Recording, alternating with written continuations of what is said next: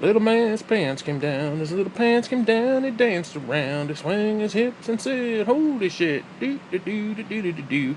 Anyways, speaking of inappropriate ideas, so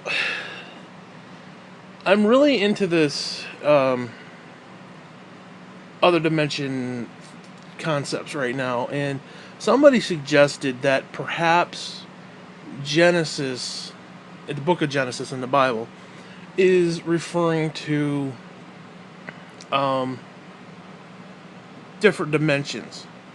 Now, before I get into this, we need to understand a few things. That there's a few basic rules. Math is being one of them.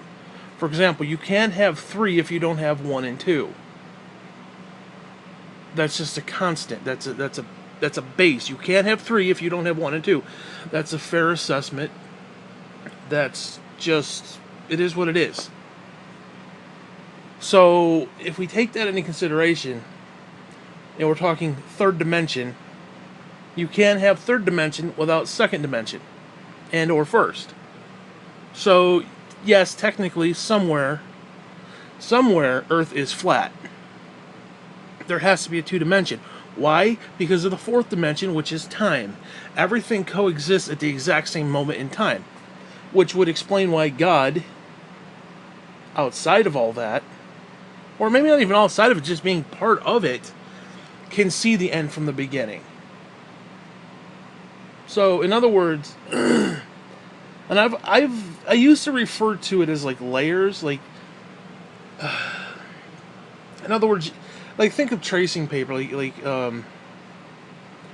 if you're doing a drawing and you do like a cartoon and you want to move the hand just a little bit, so you trace everything else and you just tweak the hand just a tiny bit. Of course, now they can do it with computers, but whatever.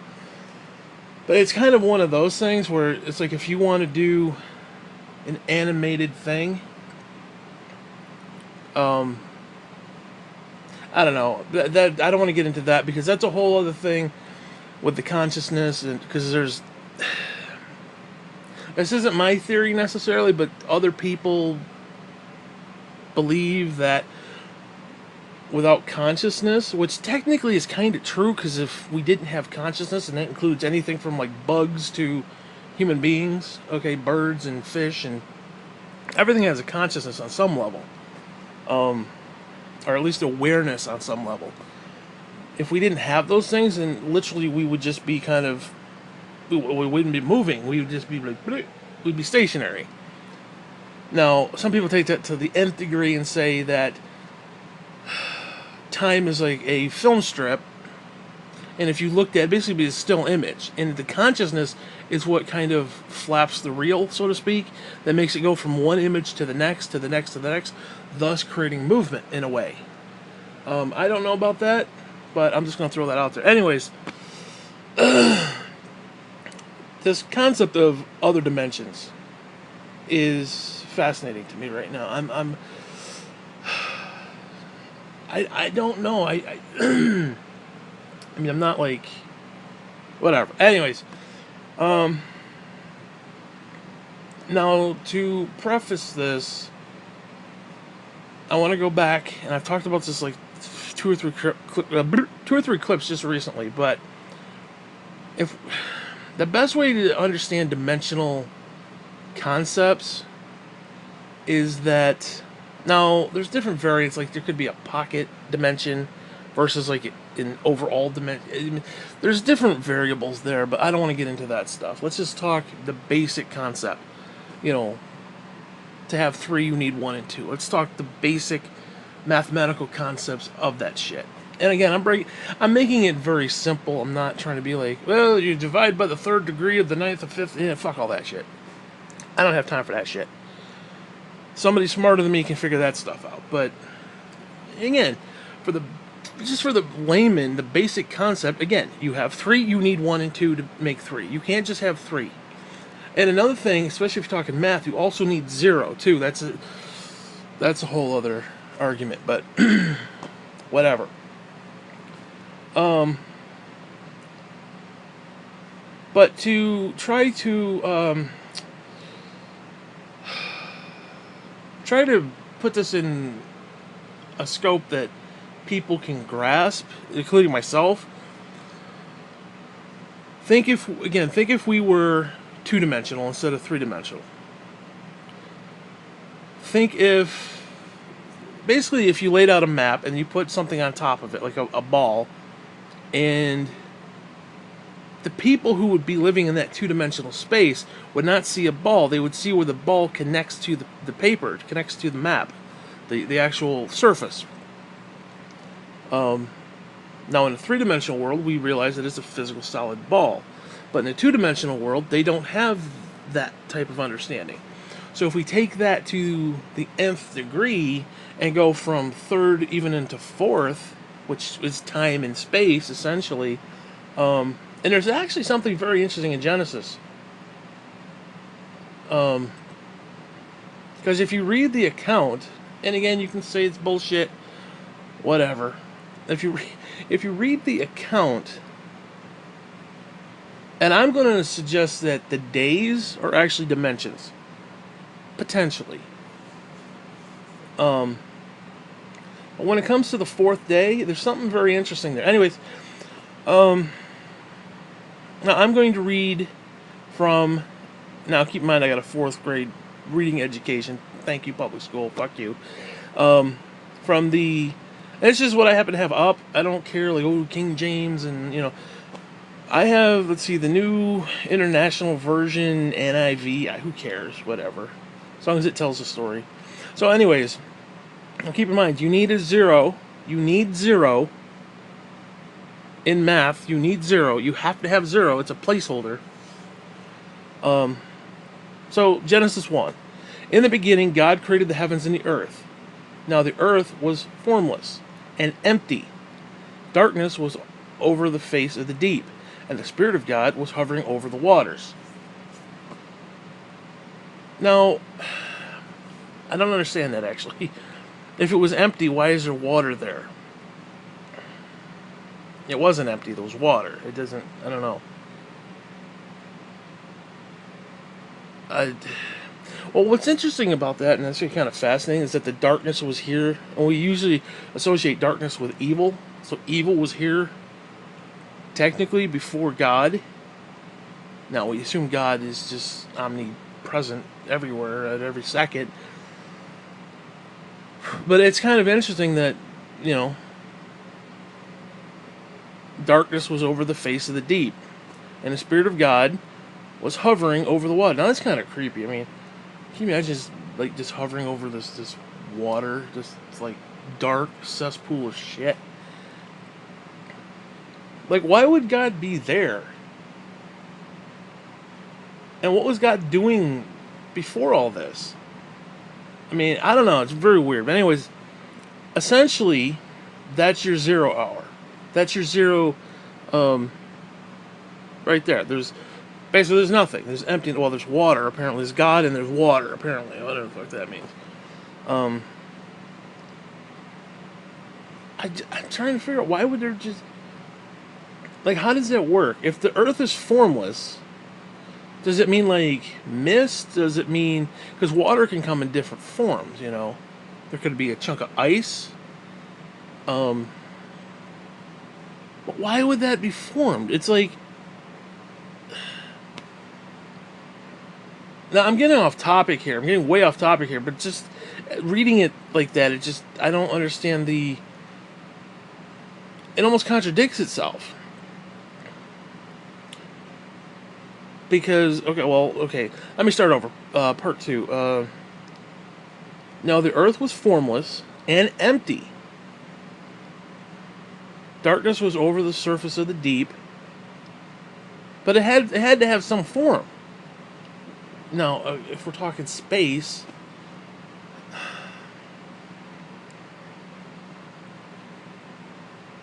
now some people, no, I don't want to get into that because people scoff at me at that because it's not my idea, but people suggested that the vacuum of space is more of like a liquid concept. I don't know about that, but that would make sense. Like, if you look at space more of a not water like we think of it, but it would be, I don't know. I don't want to get into that. Anyways, let's go on to part 3. So anyway, that's your zero. That's zero. That's your placeholder. There's nothing there. Zero. Although, again, it says water, but... Now, is that water referring to spiritual? Because it could be a spiritual thing. Like when it talks about baptism, and Christ said to the disciples, it's not about going back into the womb, but to be, baptized with water of the spiritual sense. I would assume because if God is there, it would be a spiritual thing. I don't know. But in a way, we're actually talking about two different things. Because it says the Spirit of God was moving over the waters. Now, you assume water is physical. You think water like we think water. Now it says waters. There's multiple waters. That's even worse. Because no... Was there just puddles of water floating in space? Why? Because I'm trying to understand, if God created all these things, then that means he would have had to create something out of nothing. Well, apparently he didn't, because it was water, which means it has molecules, it has, a base structure of some level that he could work with. So in other words, did God really create it, or did he just manipulate what was there? Because if that's the case, then that just takes away from God. Because, yeah, he could be a terraformer. It's like we could theoretically go to Mars and terraform it. Okay, big deal. We didn't create the planet. The planet was already there. And the resources, we just, I don't know. Whatever. Let's just move on from that. But that's your zero. That's your zero dimension, if you will. Actually, I don't know if it would be a dimension at all. If it's zero. I don't know. But it has to be a placeholder, so it has to be zero. Anyways. Now, again, I'm just kind of bullshitting here, so I'm not saying I believe what I'm saying. I'm just saying what I'm saying, if you get what I'm saying. In other words, I'll have to think about it longer. I'm just kind of first impression of the idea of what if the days in Genesis are actual dimensions, and I'm kind of working through the idea, so don't, shit all over me for, oh, you're a stupid idiot, blah, blah, blah. No, I mean, okay, I probably am a stupid idiot, but that's beside the case. Anyways, verse 3. And God said, let there be light, and there was light. God saw that the light was good, and he separated the light from the darkness. God called the light day, and the darkness he called night. And there was evening, and there was morning, the first day. Okay, well, that's your first dimension, right there. Now, hold on, what's interesting...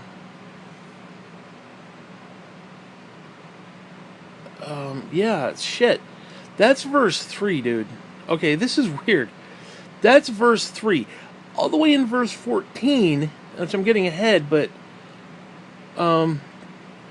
he actually created the sun. So the light was not coming from the sun. The light was coming from something else, creating the day and night. Which, I don't know how that would work. Now, if it's just like an early stage of the sun, like the sun had light, but maybe it wasn't completely formed yet into like the little compact ball that we see, which would, space would kind of do that. I get, because it's saying that it went from day to night. So in other words, it was moving, the earth was kind of revolving around this light source, which you would assume is the sun. But the sun basically wasn't formed yet. So the light was being emanating from this source, whatever the fuck it was, before the sun actually was created. I don't know, man, that's weird. But anyways, that's your first day. That's your first dimension right there. Now, here's the kicker. If we're talking fourth dimension, that's time, then these two dimensions have to coexist somewhere. Time, because I believe time is not linear. We live through time because we're living through the time stream. Now, if we have to get from point A to point B, and this goes with like raptures, this goes with end times, this goes with all this other stuff. Like your family members die. Like I believe the minute you die, you're instantly raptured because your consciousness is outside of time. So and it's not just the next thought, like, oh, well, my mother's been dead for 15 years, so she's been kind of in limbo for 15 years, and then all of a sudden, oh, the rapture, and the horns and shit. No. You die, you're instantly raptured. I believe that. I could be wrong, but I believe that. So, time means that everything that has happened not only has happened, but is happening. Because it has to happen. In other words, again, the Bible says we are presently seated in heavenly places. Well, guess what? We're not. But yet we are. We haven't lived it yet because, again, we're in the time stream and we have to get to the end. But we've already gotten to the end. Because if we are outside of time, then that means we have made it to the end and have gone outside of time, and therefore we coexist with time. And if we're outside of time, then we can see the beginning. We can see God moving across the face of the water.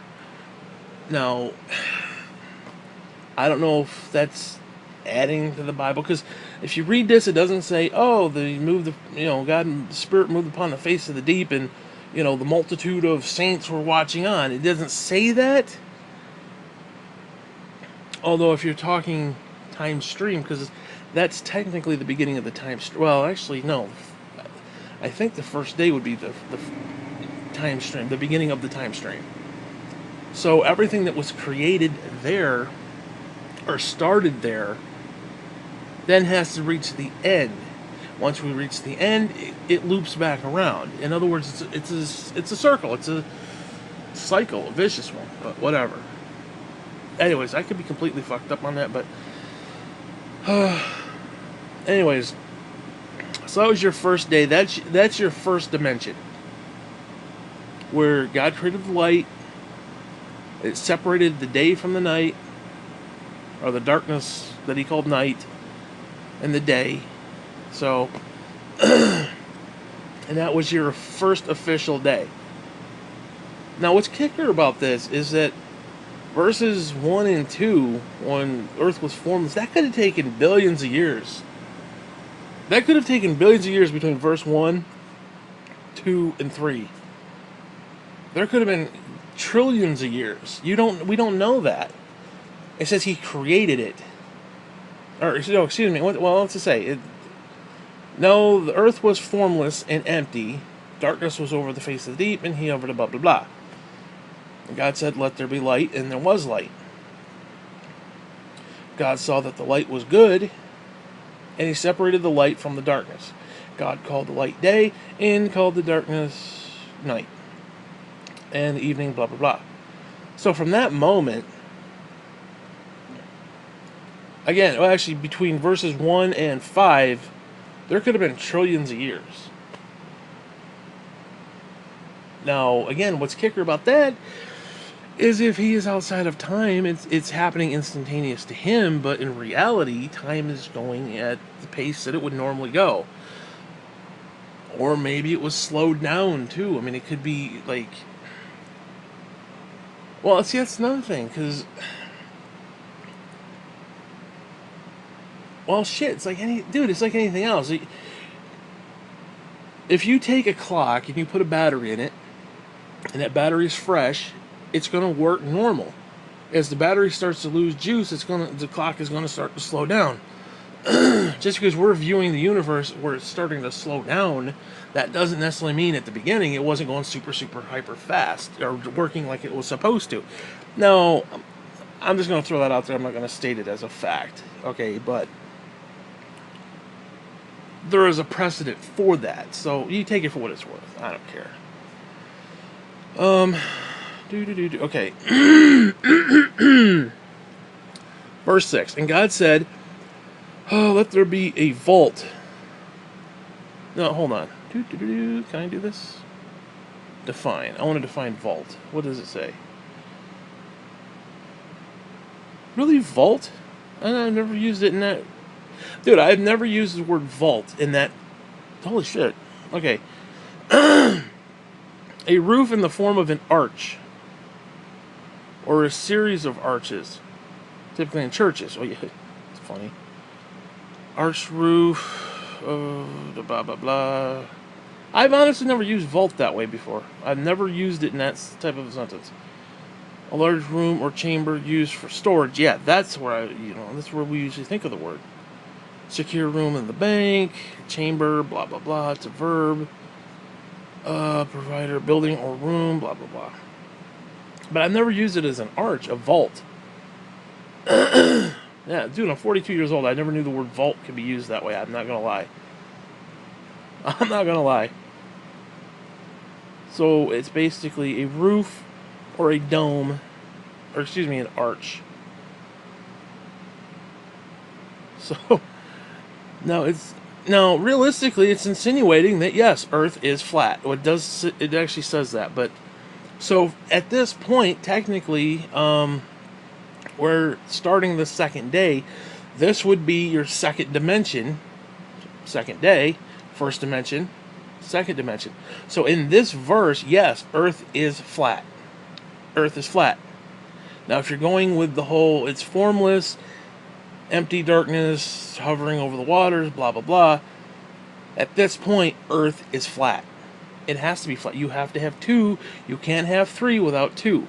It has to be flat. And if there's time involved, then there is a second dimension that exists even right now at this moment in time. We're not living in the second dimension, thank God. We're living in, a higher dimension. Higher dimensions, I should say. Anyways, whatever. Hey, God said, let there be a vault or an arch between the waters to separate water from water. So God made the vault and separated the water under the vault from the water above it. Wait. So God made the vault to separate the water under the vault from the water above it. Which is kind of what I was suggesting earlier, that space is kind of liquid. In that sense. Or water. Or is it talking actual water? Like, okay, because now if you're talking flood, there would be the earth and it would be the outer atmosphere would have water. So, which I guess that's probably close to what it's talking about. So he created the sky or the atmosphere to separate the water on the ground versus the water in the outer atmosphere. I guess. Whatever. A God called the vault sky, and there was evening, and there was the second day. So yes, right now you're talking, there is a flat earth right here. Earth is still being formed. It is flat. It's not three-dimensional. It hasn't taken shape yet. It hasn't, or it's in the midst of taking shape. Just like the sun, it created the light before it turned into the ball. It's a similar idea. Now, the one thing I've always been curious about is the moon. Because the moon is very different. Now, I don't know, but I don't want to get into that. That's a whole other conspiracy theory right there. So, again, if we're going by this, then yes, Earth is flat. And it would make sense. Even if you took all God out of this and you're like, oh, Darwin and science and bullshit. Okay, fine. We can see through Hubble telescope how, little systems are formed. There's gas and shit and whatnot, and then it all kind of forms and kind of come together. We can see this as actually being a thing. Now, whether you believe in God or not, you don't need to believe in God or not. We can see this as actually taking place. Now, this may be a little more simplified. Like, oh, God said, let there be light. Ooh. Okay, fine. But if all the elements are there, then yes, the sun would be giving off a light without it actually being formed into the ball yet.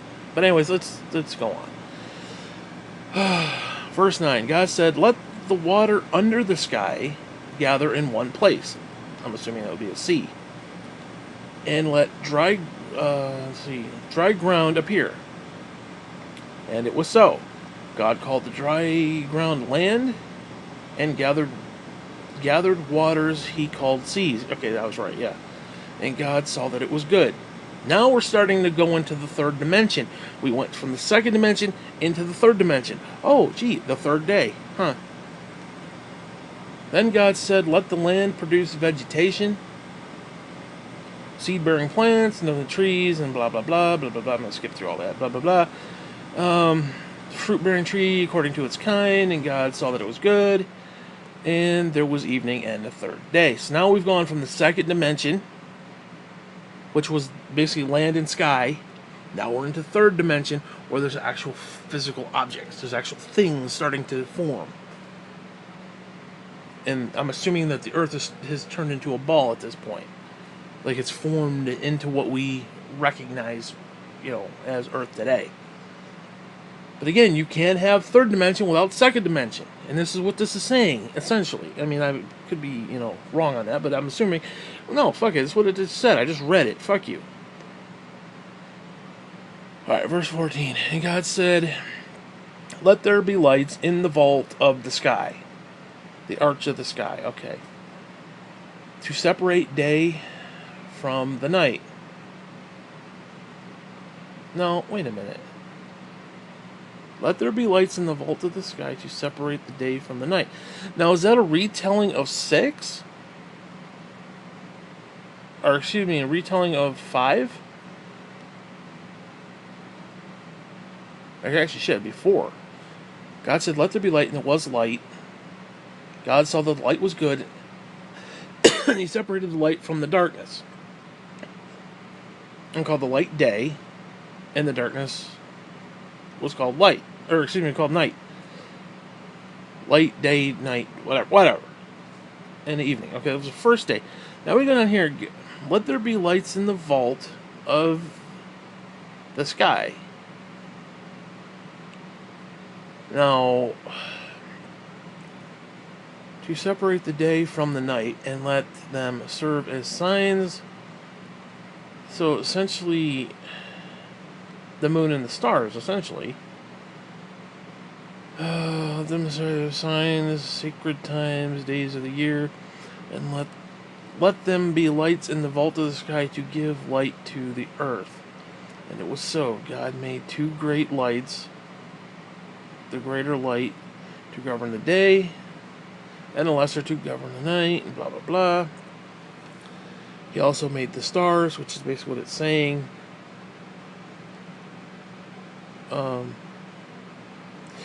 God set them in the vault of the sky to give light on the earth, to govern the day and the night. Okay, it's basically saying the same thing over again.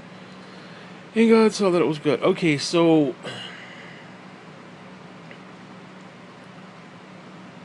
an interesting fact. Now, again, if we're talking time, and this is what I was saying earlier. Now, that was the 4th day. If you go back to the 3rd day, the 3rd dimension... or the 3rd dimension is coming into being. It may not be totally formed yet, but the plants and the vegetation were created before the stars. Think about the logic of that. Everything manifests from here, not out there. No, the Big Bang. Okay, Now think about how that would work. Now, to be fair, the light would still be there, the light of the stars. Just like the light of the sun would still be there, it's just it hadn't formed into the ball yet, essentially. I mean, it was forming. You couldn't look at that and say, oh, that's a sun, that's a physical object. It was essentially not a physical object. But it was producing light. I don't know, that's actually kind of cool. I mean, if you're talking 2-dimension versus 3-dimension, then the moon and the sun and all that shit, Earth itself did not have physical dimension. You say, well, no, it didn't have physical dimension. This is suggesting that it was created in a certain way. And again, I'm saying that what if the days are dimensions? And you notice that there was no form and there was nothing. There was no form, and now there is form. And even if you don't take it in a dimensional setting, again, if you take time, then there has to be a time when Earth had no form, and then there's a time when Earth did have a form. And in between would be kind of your two-dimensional, where there was the sky and then it was the ground. That's your two-dimensional Earth with the dome. Or the arch, I should say. I keep saying dome, but... So to sit there and say, well, Earth isn't flat, it depends on how you view it. I mean, Earth has to be flat somewhere. I'm going to say that. Earth has to be flat somewhere. Again, time dictates that all things are going to happen simultaneously. Again, we don't view it that way because, again, we are in the time stream. We don't see it that way. We see today, tomorrow, the next day, blah, blah, blah. I can't go back and change yesterday because I'm moving forward. You're going down the stream. You can't paddle back unless you time travel and have a DeLorean or whatever. Which you probably could on some level. I don't know if you could change anything. I don't know. Because that's another thing. I don't think the grandfather paradox exists. I think you could go back and kill your grandfather, but it ain't going to matter. And I've always said this because I think matter matters. So yeah, you might kill your grandfather in that moment, but he still exists. Everything from that moment on still exists. You could go out and cut a piece. Now, if you cut out a piece, that could cause... Well, shit, that could cause a paradox that time folds in on itself and just... I mean, think about it. If you took a film projector and it's flapping around and you cut out one of the little strips, it ain't going to flap no more. It's just going to... It's going to implode. So if you went back and killed your grandfather, the entire universe could implode, realistically. That's not, like, far-fetched. I mean, that's, you know... Now, I could theoretically just jump over that moment. But, you know, I don't know. Now, okay, what if you went back to the moment... What if you went back, killed your grandfather at the moment of conception of your father? That's kind of fucked up, but, you know... And you killed him then. The problem is, the next moment still exists. That moment still is there. No, you literally have to kill your grandfather every second of every single solitary second of every single solitary day. And I don't know. Because the concept of, okay, I go back, kill my grandfather, and then I cease to exist because my father never existed.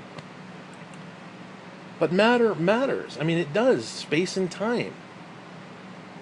If space, or something that takes up space, traveled back in time, it doesn't just create a paradox. It again, that matter matters. I am here, therefore I am. You can't take me away from the universe. I've already been here. My consciousness exists outside of this physical body. So yeah, you could destroy the physical body, but the consciousness is still here. Anyways, I don't want to... Whatever. So where did we leave off? Second day, third day. Okay. Now we're on to 14. No, I read 14. That was the stars and the moons and the blah, blah, blah. Now, realistically, to be fair, back in verse 5, the light, aka the stars and the moon and the blah, blah, blah, all that shit was started, but it wasn't physically formed. In verse 14, now it's physically formed. I don't know. I mean, could you do an experiment in space that... Now, this is the fourth day. Let me go back. Hold on. So we were in the first day. Dimension 1. We were in the first day when the light appeared. Because actually, if you think about that, if you're looking at it dimensionally, yes, we live in a three-dimension, or at least beyond, we're somewhere around the third dimension. which I'll get into in a second. So in other words, we live in a physical world. Well, for our three-dimensional world to, let's say, touch the second dimensional world, what are you going to see in a second dimension? You're not going to see a round ball. You're going to see basically where the light is. You're going to see the light being what it is. In other words, let's say you took a flashlight and you turned it on and you put it on top of a map. Let's say a map of the world. What's going to happen? Wherever that is, wherever that thing is located, you're going to have a round circle of light. You're going to basically have light. So if we take it from the second dimension and go into the third dimension, now we know it's a flashlight. It's got, structure and whatnot. And again, if you are creating a universe, you have to have a foundation. You have to have things to build upon. You can't just build a house, you have to have a foundation. So dimensions, I think, are foundations. Or at least the first two are. Because again, you want three, you got to have 1 and 2. It's basic math. You have to have something there to work with. So, again, and I'm not trying to prove flat Earth. I don't give a fuck, to be honest with you. I really don't give a shit. Do we live in a flat Earth? More than likely not. Now, I will be fair. I have not been in a space shuttle. I have not been out far enough to look back and say, oh yeah, it's a fucking ball, and not just a flat Earth with a dome or an arch or a vault. I have never done that. Neither have you. That's all I'm going to say on that. But I'm not going to sit there, oh, it's flat, it's flat. I don't give a fuck if it's flat. First off, I'm saying that somewhere in a dimension, it's flat. It has to be flat, because if you take that second dimension out, the third and everything beyond it collapses. It's like that Jenga game. You take out a little puzzle piece, and the whole thing collapses, like a house of cards. You have to have a second dimension. It has to exist. It has to exist. Now, could we theoretically exist in a three-dimensional world without a fourth dimension? If you don't have time, then things probably would be stationary. It probably would. Without consciousness, everything would be just like a still image. You would be like, and you're just sitting there, nothing. There's no day. The sun doesn't move. The moon doesn't do anything. Nothing does anything. You need time and the flow of time. So we're living at least in a fourth dimension, because it takes the stationary three-dimensional objects and gives them mobility, I guess, in a way. Or gives them life in a way. I mean, I could be oversimplifying that, but I think you get my point. I hope you get my point, but whatever. So where were we? Yeah, that's the fourth day. Now, again, on the third day, when things are starting to form into a third dimension, God created the planets before the stars and the moon formed. And what's interesting, especially if you're talking about time, especially if the fourth dimension is time and space, which is kind of ironic when you think about it. Because, like the Bible says that toward the end times, the stars will fall from heaven. Well, the stars are not going to fall from heaven. The only way I could see stars falling from heaven, and this is actually something that I saw from NASA. NASA wanted to do some crazy shit. They wanted to take, I don't know, some sort of rock big enough that had enough gravitational pull. They wanted to strap nukes to the thing, blow it up, and move it into close enough orbit that it would take Earth and just kind of tilt it a little bit away from the sun to go against global warming. This is a plan they had. I'm not saying they were going to do it or they had plans to actually do it, but this was a theory or an idea that maybe they could do. Which would be interesting, especially if you're looking at wormwood and shit like that, but whatever. It got a little too close, but whatever. Now, if they did something like that, let's say that you could do something like that. It was feasible, you know, Armageddon with Bruce Willis, it's feasible. Now, you could theoretically, and I've used this terminology before, be like if Earth was like a doorknob and you just turned the fucking thing. Now imagine it would go from day to night real quick, especially if the Earth just went bloop and just turned like real sharp. Like, we're just pole shift over this? Now, granted, there's other ways to have a pole shift too. So, if there was a massive pole shift, then yeah, it would go from day to night, night to day, depending on where you are, and the stars, which would be stationary trillions of years, trillions of light years away, literally, from our point of view, would fall from the heavens because it would be boop, and it would look like they fell. Now, did they actually physically disappear? No, they're still there, billions and trillions and gazillion light years away, but, you know, it is what it is. Now, if you take this into consideration as the fourth day being time is added to the mix, the difference between the galactic light years of light traveling through space so that we see it,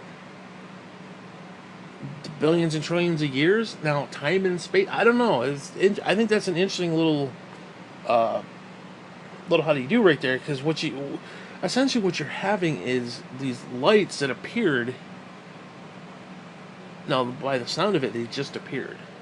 It didn't take gazillion light years, gazillion years for the light to travel to our eyes or to travel to Earth so that we could see it. By the sounds of this, it just turned on. It was like, boop, like you flipped the switch and it just turned on. Now, but again, if that's going from second dimension, because again, we saw the light from the second dimension, because the light was just there. There was no form, and everything was form and void, but there was light. The light was there. That was on the second verse, basically. And then in the third dimension, it started to take shape, and yeah, it was trillions and trillions of years away. But the light had already reached us, because it's on a second dimension. Time and space. You fold time and space, another dimension. The light's already here. Which kind of jump-starts the concept of, yeah, it took trillions of years for the light to get here. But the light was already here, because we're talking, at that time, we're talking at the second flat Earth dimension. And to be honest with you, that actually works. Scientifically, that would work. If you're taking dimensions into consideration. If we're taking, we're just sitting here today, and we look up, and, well, that light took a gazillion light years to get here, the Bible must be wrong. Yeah, from that point of view, absolutely. If you're looking at it in a two-dimensional, flat plane of existence, flat Earth, if you will, then, the light would be instantaneous. I mean, again, it'd be no different than if you took a flashlight or any type of light and just placed it on a map. Anything on that map is going to see that light instantaneously. Now, realistically, in the third dimension, where did that flashlight came from? Oh, it came from Amazon, came from China. They shipped it from China all the way to some stupid warehouse, and then they shipped it to my house, and I put in the batteries, turned it on, and stuck it on the map. So yeah, in the third dimension, it traveled from China all the way to the physical map of Earth that we have, the flat Earth map. It's a similar concept. But from the flat Earth perspective, or the two-dimensional perspective, I don't want to say flat Earth because that triggers people, but from the two-dimensional thing, there was darkness, then there was light. It was instantaneous. And now you build onto that, and the light's already here. So again, what I'm suggesting on this, and I just want to point this out, I'm not saying it's true. I'm not saying it's not true. I'm just saying I think we need to look at things from a different perspective than just here and now in the moment. Because if we live here and now in the moment, yeah, God doesn't exist. I'm born again Christian. I'm telling you right now, God does not exist here right now. Now, he may be on some level, he may be interwoven into everything. If God is light, then okay, the light that I see, any light that I see is technically God. God is love, God is this, God is that, blah, blah, blah. You take those things away, okay, no, you're living in hell. Okay, maybe if you're going to be cute about that, or you're going to say God is the bookend, where it's like, okay, I'm going to die, where does my consciousness go? Well, then there must be a God. Okay, fine. But like the here and now, right now, I can't tell you as a born-again Christian that God exists. I cannot tell you that he exists. I can't prove to you that he exists. And it's not even faith. I've never really cared for that idea. It's like, oh, I have to have faith that something doesn't exist and that it does exist and that I just want to make it exist because I want to feel good about myself. I can't justify that. Now, yes, I have faith in something that I can't prove. We do it all the time, though. That's the problem. You know, you can't prove your spouse loves you. You can say, well, she did something real nice for me. She could be using you, too. She could be using you for your money. You don't know. She obviously ain't using you for the crippled cocks. You know what I'm saying? It's not, you know, it's not like, you know, whatever. I don't want to get into that. But, you know, anyways. So anyways, now we got the fourth dimension, which is time and space. Time and space. Again, the light, galactic gazillion light years away, is now simultaneously here because you've gone through the first, second, now third dimension. Now, what's actually kind of interesting is that you could, technically, if we're being honest, you could have 6-day creation cycle that's going through dimensions as dimensions are being created. Well, technically, the dimensions wouldn't be created because God exists and God would be in a higher dimension, so those higher dimensions already exist. It's kind of like the flow of time where you have to go from point A to point B. Well, if God is already there, that is the end goal. So therefore, everything already simultaneously exists. First dimension, God said, let there be light. That technically had always been. In a way, because, I don't know. Anyway, let me get into this. So the fifth day, and God said, let the waters teem with living creatures, and let the birds fly above the earth, across the vault of the sky. So God created creatures of the sea, and of the sand, blah, blah, blah, blah, blah, of their kind, and God saw that it was good. God blessed them and said, be fruitful and increase in number, and poop on my fucking head. That one bird, oh my God, that one bird shit on my head that one night. I went out on the porch. I had to go down and let the dog out. And the fucking bastard had built a nest up over the door, and as I came out, and was like, ah, he flew over my head and literally shat on my fucking head. Oh my God, I was so pissed. I reached up, and it was this white chalky stench. I was like, motherfucker, I had to go shower. Oh God, it was horrible. Fucking birds, sons of bitch. And they build the fucking nest on my deck now. And it's like, oh my God, there's like piles of poop. It's better than it used to be. These fucking birds, dude. Yeah, God bless the fucking birds. Yeah, why don't God bless me once in a fucking blue moon? How about that? Instead of shitting on my fucking head. God saw it was good, and he blessed them and said, be fruitful and increase, and shit all over the man's deck, you fucking bastards. And the birds increased the earth, and there was there was evening, and there was morning, and that was the fifth day. So now we're in the third dimension. Now we have created a fifth dimension, which is living creatures. Now I would technically argue that the fifth dimension part of the fifth dimension, although I think it could expand beyond that, is now that there's living creatures, things have to die. Because time itself in the fourth dimension is different than the fifth dimension. The fifth dimension piggybacks onto the fourth.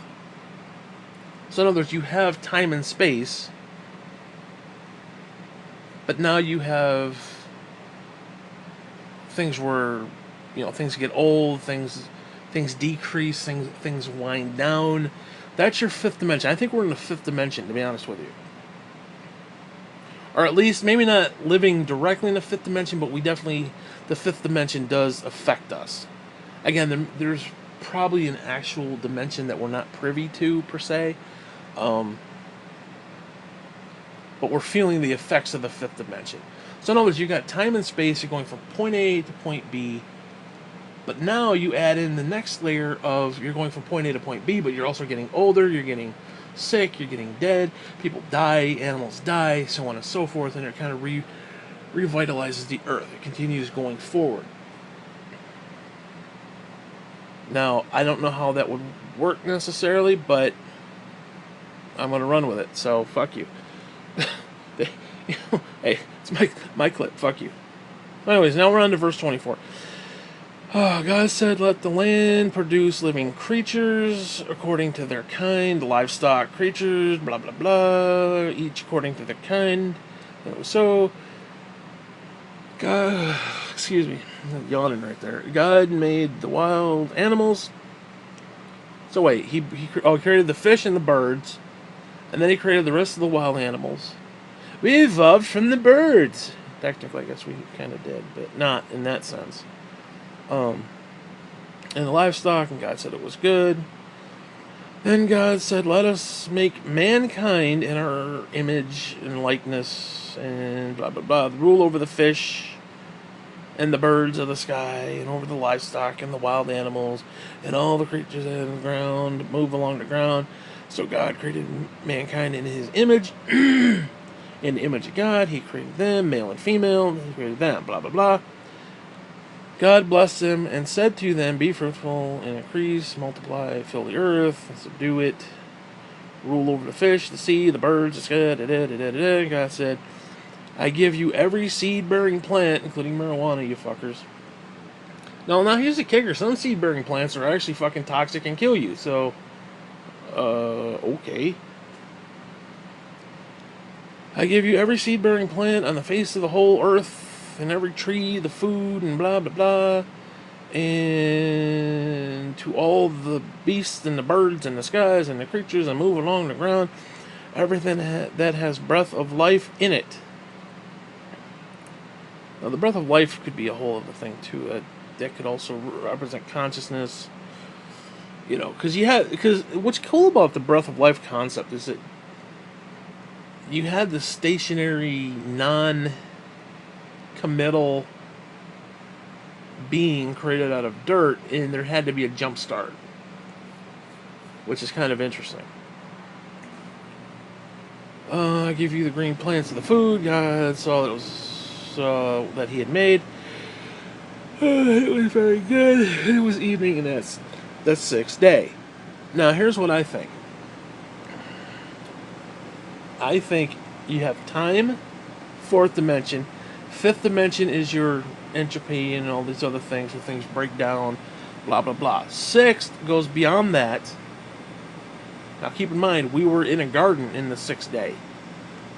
Now, either the Garden of Eden is either under the ocean somewhere, or it's under miles and miles of ice in Antarctica somewhere, or it's in a different dimension. I think we were created in the sixth dimension, which is another variant of time where things like entropy and just sadness and decay no longer exist. Because the Bible talks about, there is thy sting, and the sting of death, and is followed up in victory. There will be no more death, etc., etc. So I think that we were in a sixth dimension.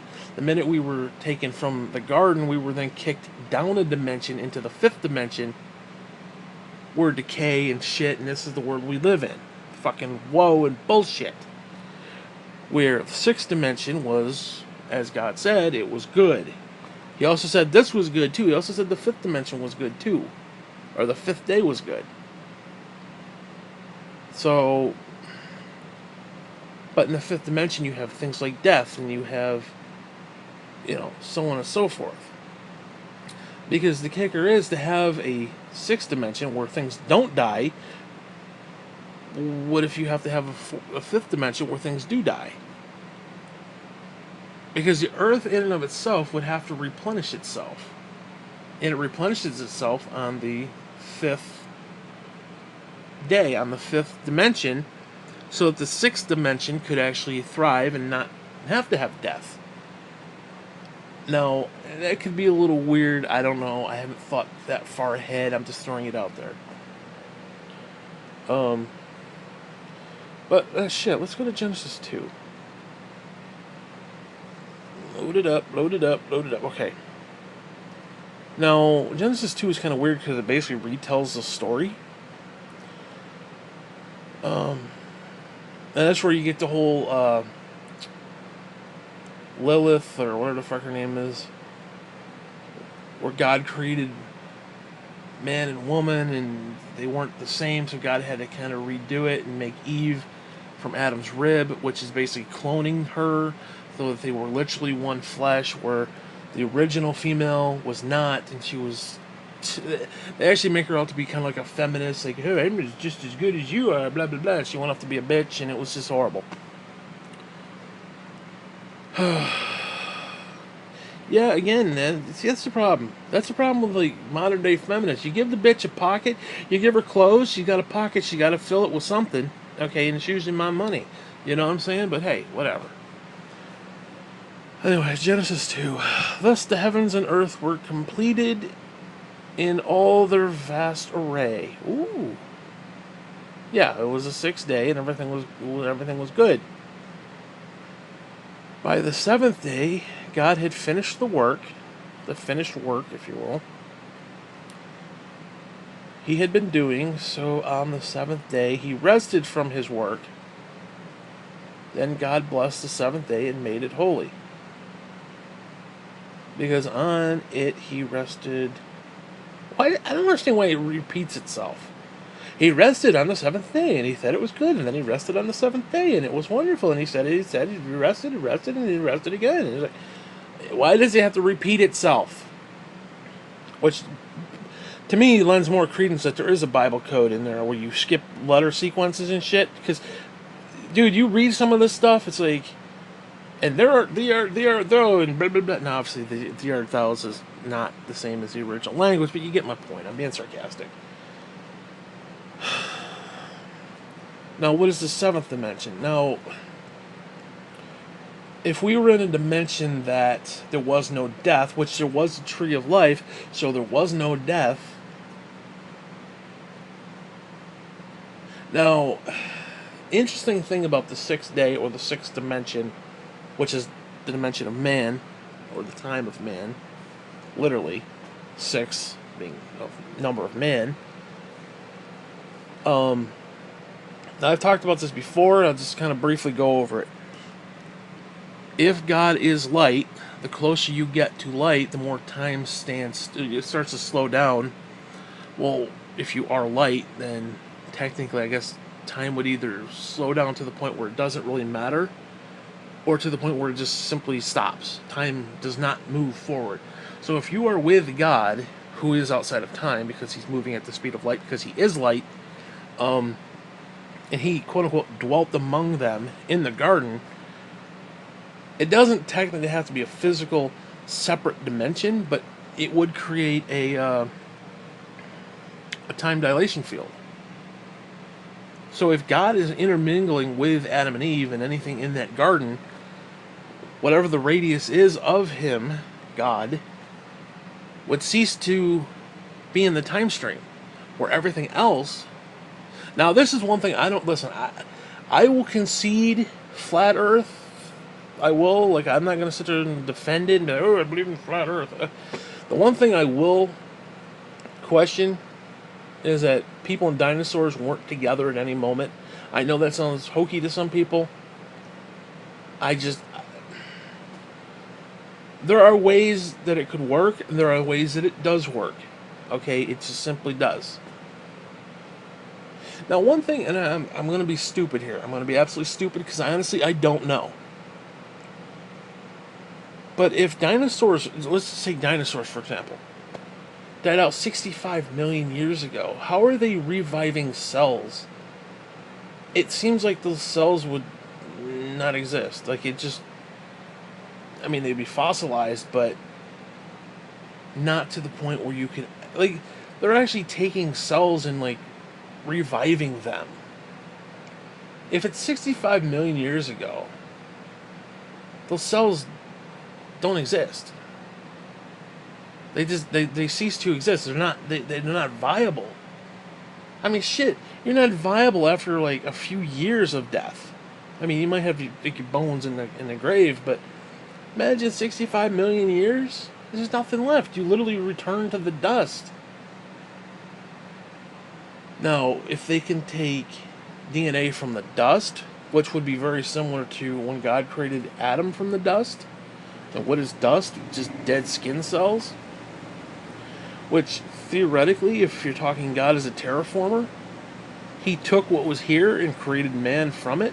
Now, does that mean they were ape DNA, chimpanzee DNA, whatever DNA, or was there another race of human beings here before, and God just took the dust and was like, oh, I can extrapolate the things and then the things and the things, and because again, you look at the chromosomes, there's two of them that look like they were fused together in the lab, and there's that old saying that the gods gave us language and shit. The language comes from the gods and all this other bullshit, and we're because those two were fused, we're able to have consciousness in the sense of we can think beyond beyond just, oh, I gotta eat and poop today. I don't know about all that, but anyways, let's get on with this. By the time they blah blah blah, rested and created and said it was great, blah blah blah. Yay, clap for you, slow clap, thank you God. This is the account of the heavens and the earth when they were created. When the Lord God made the earth and the heavens. Dude, why does it repeat itself? This is the account of the heavens and the earth when they were created. When the Lord created the heavens and the earth. That's just stupid. Like, this whole verse is just repeating. All it does kind of go into, whatever. Anyways, verse 5. Now, no shrub had yet appeared on the earth, and no plant had yet sprung up. For the Lord God had not sent rain on the earth, and there was no one to work the ground. So wait, the shrub,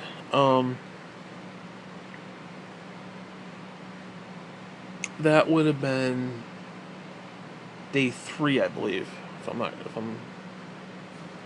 So this is before day 3. So this is right here. This is technically 2-dimension flat, because again, you had earth, you had ground, and you had sky. That's flat earth. That's flat. In the concept, it's flat. There's nothing there. There's no dimensional. It wasn't formed yet.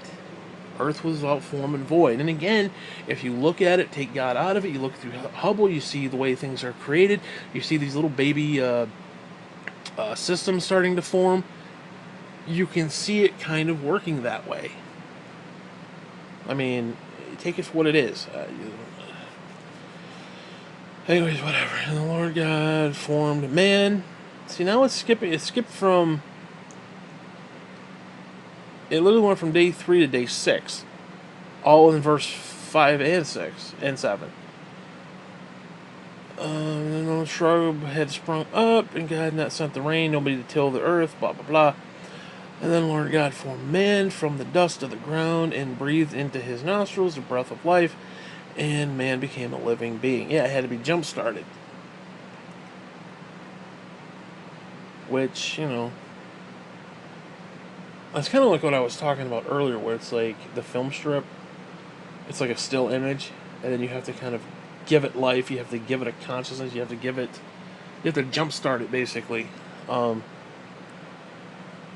Whatever. No, we literally went from day 3 to day 6, all within that one little section. Okay. Anyways, now the Lord God had planted a garden in the east.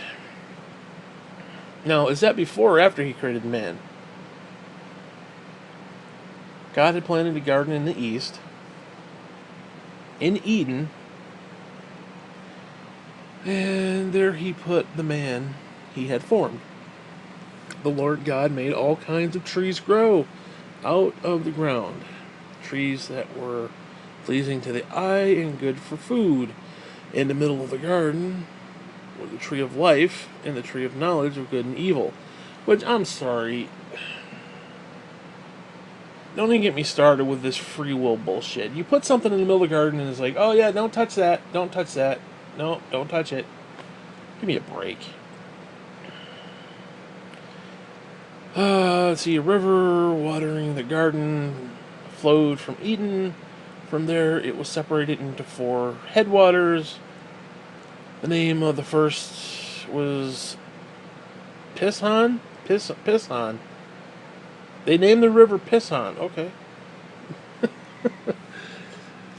It winds through the entire land of whatever. Where there is gold. The gold of that land is good. Aromatic resin. What? And onyx are also there. See, that's nothing. I've never understood people's obsession with gold and precious jewels. That sounds like something that would be very Luciferian. Like, things that are precious and things that he wants to, like, don himself with and ordain himself with. It just, I don't know. Very weird to me. Like, I don't, like, if somebody get a piece of gold, I'm not gonna be like, oh my god, I covet that. It's so shiny. Like, I don't give a fuck. The name of the second river is the Gihon. Gihon. Well, you got the piss on. You might as well call it the Gihon. He pissed on the Gihon. Whatever. Went through the entire land of Cush. Oh. Isn't Cush, no,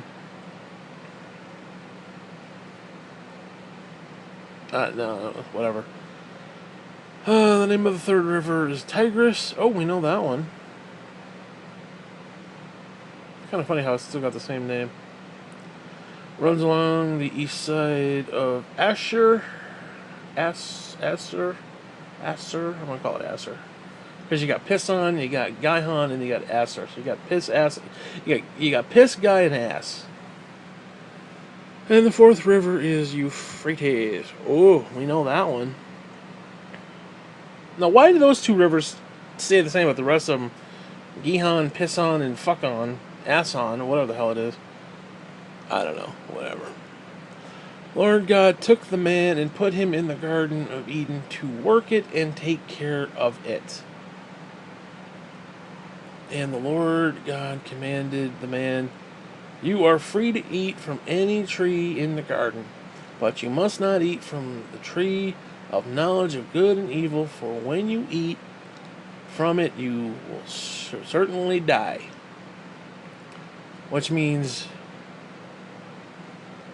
now, again, keep in mind, they're in the 6th dimension right here. They're in the 6th, at least the 6th.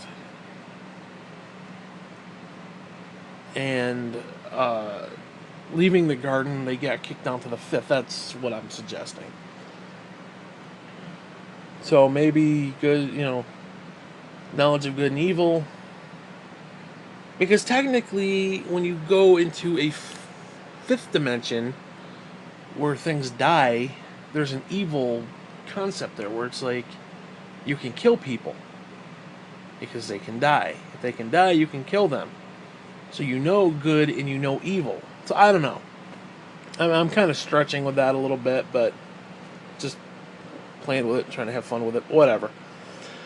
And God said, "It is not good for man to be alone. I will make a helper suitable for him." Big tits, baby. It's kind of like that Naked and Alone show. Whatever. Actually, it is. It is. I'm telling you right now, what if this was all just God doing, like, reality TV? The first reality TV show, Naked and Alone. Now the Lord God had formed out of the ground all the wild animals and the birds and the bees and the trees and all birds in the sky. He brought them to the man to see what he would name them. Really? And whatever the man called each living creature, it was its name. So the man gave names to all the livestock and the birds and the bees and the wild trees and all the other bullshit. I'm paraphrasing. But for Adam, no suitable helper was found. What, is he fucking a goat? I mean, what the hell's going on there? So the Lord God caused the man to fall into a deep sleep. He chloroformed him. He chloroformed him and sold his fucking body parts to China. And while he was sleeping, he took one of the man's ribs. Yeah, he fucking took his rib and his kidney and he fucking sold it on the black market, for fuck's sake. And then closed up the place with... and closed up the place with flesh. Now, did he have a scar? Because that would kind of suck, dude. But the scar would be representation, and maybe even have like hints of Christ-like, the scar or the rib, and they pierced him. I don't know, whatever. The Lord God made a woman from the rib he had taken out of the man, and he brought her to the man. And the man said, "That bitch is..." No, never mind. Which, again, that's fucking clone, dude.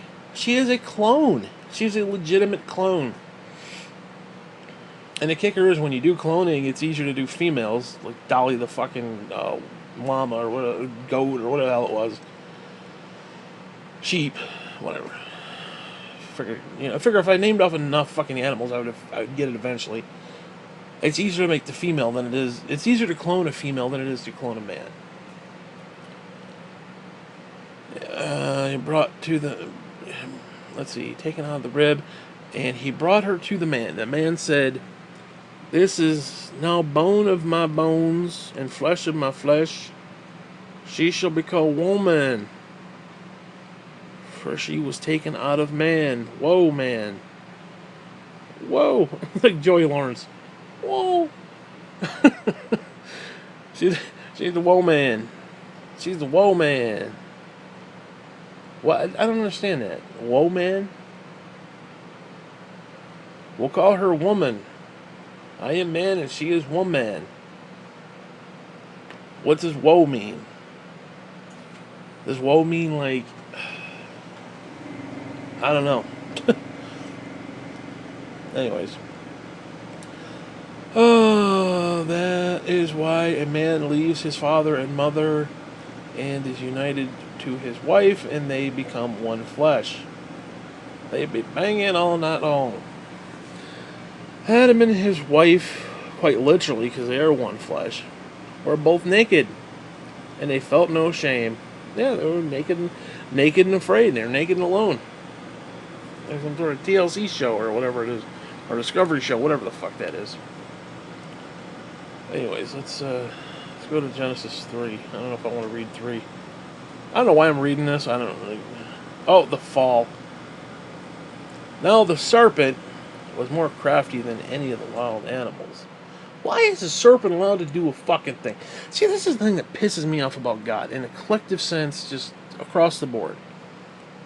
They sit there and say, well, I'm going to lament later on that I created these people because they're all assholes.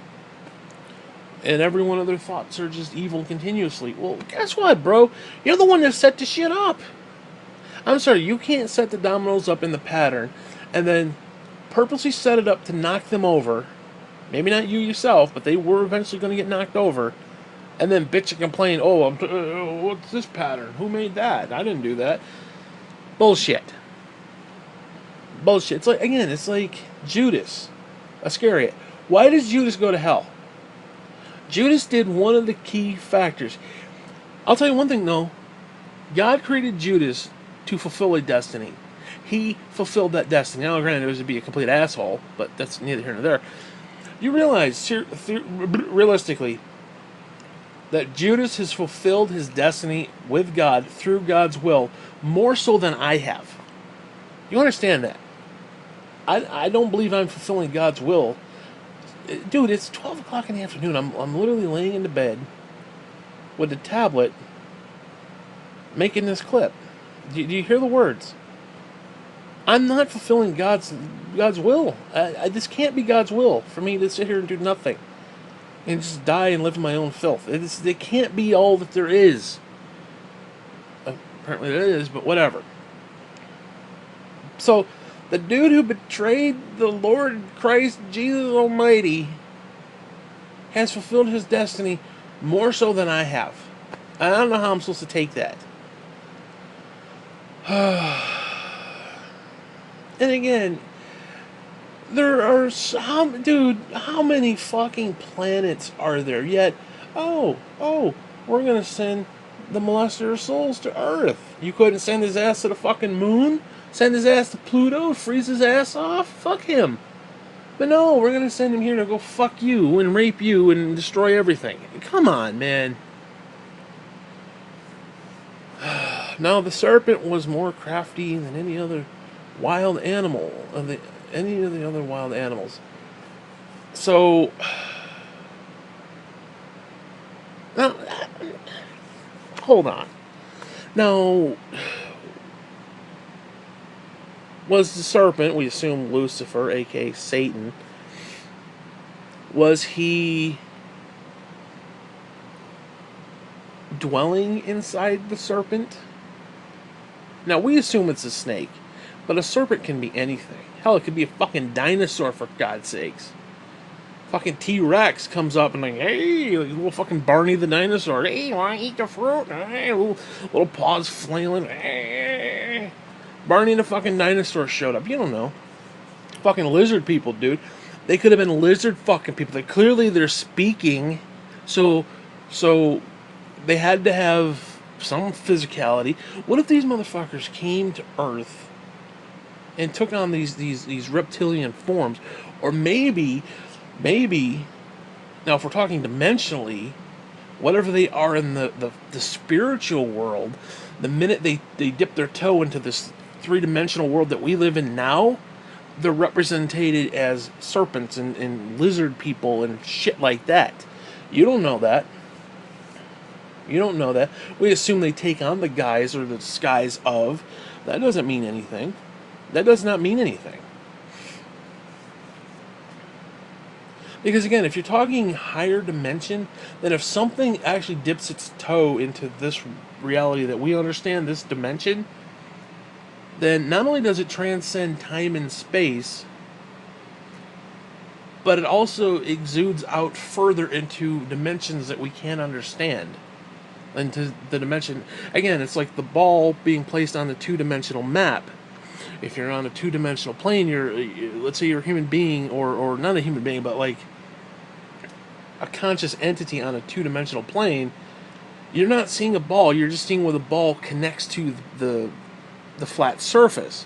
So you're seeing that moment, but that ball extends out into like the third dimension. So if things are into a higher dimension, you're going to see a physical three-dimensional, and I'm using that in a simplified term, but you're going to see a physical representation here that transcends into a much deeper dimensional understanding. Again, consciousness. Here's the thing. We assume that because we were born, that our consciousness was created. Well, if consciousness is energy, is neither created nor destroyed. So we existed before we were born. Which is interesting when you think about it. We were born in the time stream, But our consciousness existed outside of that. We are presently seated in heavenly places. Not only that, but if you take time into consideration, and what I'm suggesting is true, in that all time is coexisting with itself, because it has to, time and space has to, again, like these dimensional things I was referring to, first dimension, second dimension, third, fourth, fifth, so on and so forth. For example, you can't have time if you don't have physical objects, time and space. In other words, if you take up space, you're going to be dictated to by time. If you don't take up space, if you're in a two-dimension, then guess what? It doesn't matter. Because you're not going to be taking up time and space. It's just, in other words, you have to have one without the other just doesn't exist. Time doesn't exist if there isn't physical objects to be dictated to by said time. It doesn't matter. And as I said earlier, matter matters. So, realistically, if we're talking about how all this plays out, then time itself would dictate that certain things are happening at the exact same time as everything else. So, and let me go back to that. I want to talk about that for a second. If the fourth dimension is time and space, and then the fifth dimension is time and space without... Well, actually, no. Actually, it would be time and space just going from point A to point B, the flow of time. And then the fifth dimension, inside the flow of time, would be your... Things would decrease and things would, things would basically break down.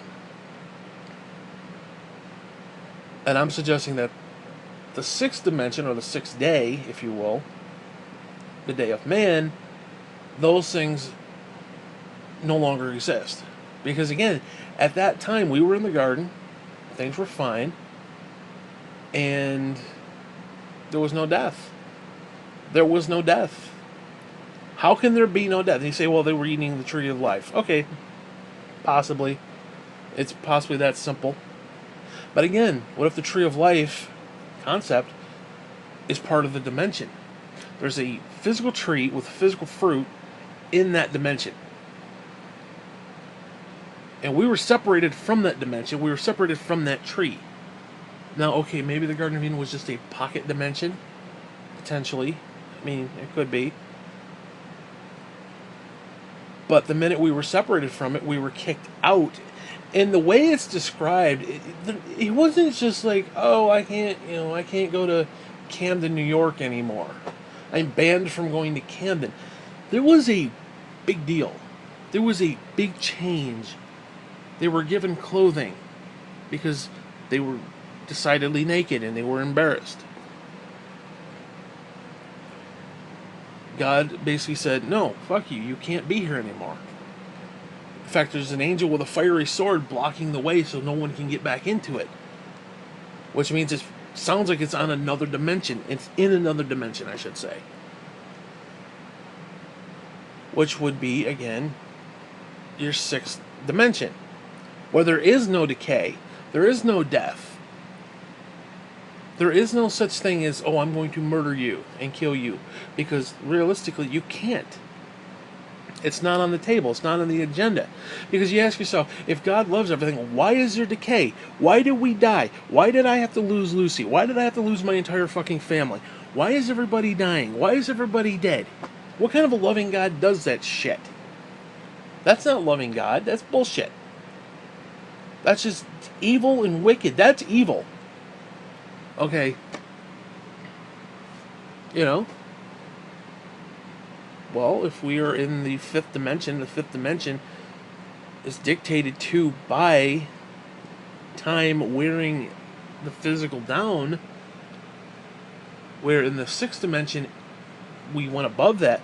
So again, there will be a time when we leave this dimension, we leave this physical reality, and we transcend into another dimension, which would be the spiritual world. There is no more death. There is no more death. We will be where we are supposed to be. So, I don't know. I mean, I think that's fascinating in a way. I'm not saying that's how it works, but it kind of works. What I'm saying kind of works, even though it may not be the truth, but it may not be the truth. I don't know. I mean, it might actually be the truth, but I don't want to add to the Bible. So I'm not stating it as a fact. I'm stating it as, okay, maybe. I just want to point that out. But anyways, I want to get back to this because this serpent bullshit. I don't. Now, taking everything that I've said, the fallen angels are in a different dimension. They're with God. They're at least in the seventh dimension, seventh day. Now, there's speculation that there's 10 or 11 dimensions. And I'm accounting for at least 7. So, whatever. Because the weird thing, like time and space, we're looking at it from the third dimension, and the fourth dimension is kind of rubbing against us a little bit. So we're seeing the effect. We may not have the ability to live in the full dimension, like I can't travel back and forth through time or see the beginning and the end. You can't do that until you've gone beyond it. We have to die first physically, which it irritates me, because we are in this dimension. We are in, I'll say, the fifth dimension. Now, it could be, the fifth dimension could be a whole other thing, but there's elements of the fifth dimension, and I'm going mainly with the time concept. So there could be like a whole other universe out there in a fifth dimension. Although I think we're in the fifth dimension now, right now. But like, oh shit, we know there's a whole other world out there in the sixth dimension. There's the Garden of Eden that we cannot get back to. Now again, it's either buried under miles of ice, which I doubt, or it's in another dimension, which means again we can't get to it until we die, and then we go into whatever. We could even go into like the ninth dimension, whatever that is. I don't know. But again, the kicker is you can't have one without the other. Anyways, I'm kind of repeating myself, much like the Bible here. But I want to talk about these fucking serpent fuckers. Now, I'm curious if it actually describes what they are. Now, the serpent... Oh, let me just look up... No, I don't want to highlight the whole freaking verse. Thank you. Scumbag. Serpent, the Bible name for Satan. A dragon or mythical snake-like reptile. A sly or treacherous person. One who exploits a position of trust in order to betray it. Yeah, I guess that would be a good description. Bass wind instrument made of leather covered wood with 3 U-shaped turns with a cup-shaped mouthpiece and a few keys. Yeah, maybe that's what it was. Maybe the serpent is a fucking musical instrument. And it was more crafty than the rest of the fucking stupid bullshit. Now the serpent was more crafty than any of the wild animals. Because, listen, I'm going to be honest with you. I honestly think that, and I'm not the only one. Other people theorize about this. So, this isn't technically me. This isn't technically my theory per se, but I'm going to run with it. And it's from other people. Not entirely. In other words, this is my idea of their interpretation. My interpretation of their idea. That's what I should say. That's what I meant to say. I said it backwards. But if you have fallen angels and their sole purpose is to bastardize anything God did, then they theoretically could and would manipulate certain things. They'd manipulate DNA. They would manipulate creatures. They would manipulate the way things work. They try to bastardize it. So you could theoretically have God who created dinosaurs, who created, let's say, a brontosaurus, which is just kind of a lumbering, out there eating the freaking trees and shit. Versus, oh, let's have a terrorizing fucking T-Rex that's just gonna come in and just rape your face. Or a Raptorsaurus, fuckersaurus, or whatever the fuck it is, a fuckosaurus, who's just gonna rip the fuck out of your asshole. Okay. Now, why would God create something like that? You say, well, why would God create a lion? You look at a lion, they can be very beautiful. They can also be very fucking devastating, especially if they're tearing at your ass and ripping at your face. Okay, but it's like anything else. But you look at certain like praying mantises, I'm sorry, fuck you. Fuck you, that's not good. There's no way God can look at a praying mantis and say, oh, that's good, and then rest over his laurels while he has these fucking things running around the house. Fuck you with that shit, praying mantis. Vile fucking evil creature. Owls, I'm telling you, I don't think God created a fucking owl. I think they're fucking demonic entities. Dude, you look at a freaking owl and tell me they don't, like, pierce your fucking soul looking at you with those big fucking eyes, bobbing their head around. Oh, dude, I have legitimate fear over these fucking things. They are creepy, dude. Owls are creepy. More like my ass. They are creepy.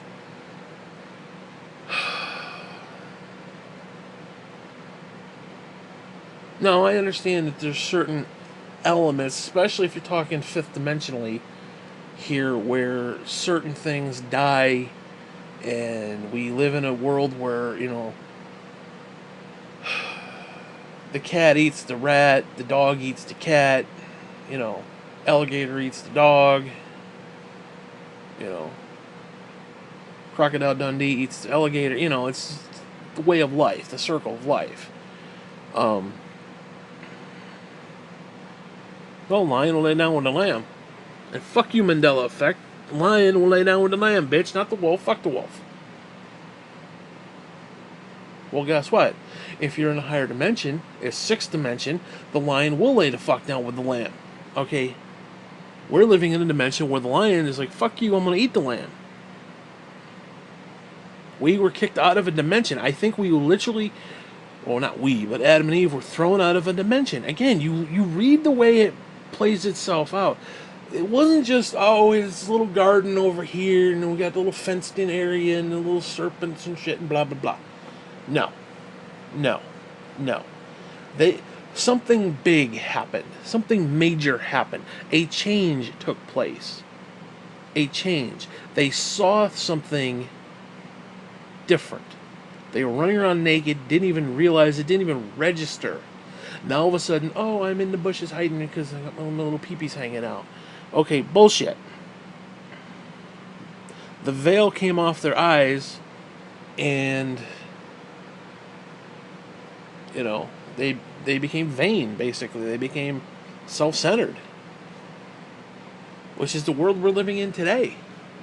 Which means at one point, there was a time when that didn't happen. And I'm saying it's another dimension. A sixth dimension. A sixth day. Because again, the seventh day guy's like, fuck it, this is great. I'm so good, you're so good, everything's so good. Light, great. People, great. Animals, forests, great. Adam and Eve was like, hey, fuck it. Now, I'm wondering if when these serpents, who are in another dimension, a higher dimension, when they, I'll use the term, dip their toe into this reality, if they don't just show up as certain serpent, reptile, humanoid-ish people. Because, I mean, they had to have, no, I'm speculating here, but they had to have been humanoid-ish, or at least, I mean, why is Eve listening to, and we always see the picture of the little tree and this little snake hanging from a limb, and he's like, yo, bitch, eat the fruit. Why is she listening to a serpent? I've never understood that concept. Why is she listening to the serpent? It just, I don't know, maybe in the sixth dimension, maybe the animals could speak. Or at least we could maybe even telepathically speak to them. You know? I don't know. Because, like, right now, and it's one thing that's always bugged me, and I think this is why people want there to be aliens and want there to be dimensional beings. Because we only have ourselves to talk to, basically. We can't really communicate with other animals. Now, to some degree, maybe you could have Coco the fucking gorilla doing sign language and shit. You know, and there's that fucking elephant doing art, by the way, which is just really cool. He's literally doing paintings and shit. The fucking elephant. And the little bastard has, you know, understanding. He's drawing trees, like actual trees. He's drawing little elephants and shit. It's really cool. It's just, but we have that desire that we want to, we want to communicate with something other than ourselves. We have that innate desire to do that. And maybe in the sixth dimension you could. Maybe you could communicate on a spiritual level, even, or on a mental level, or in a sixth sense, sixth dimension, sixth day, sixth sense sort of way. Not the, hey, see dead people, not that bullshit.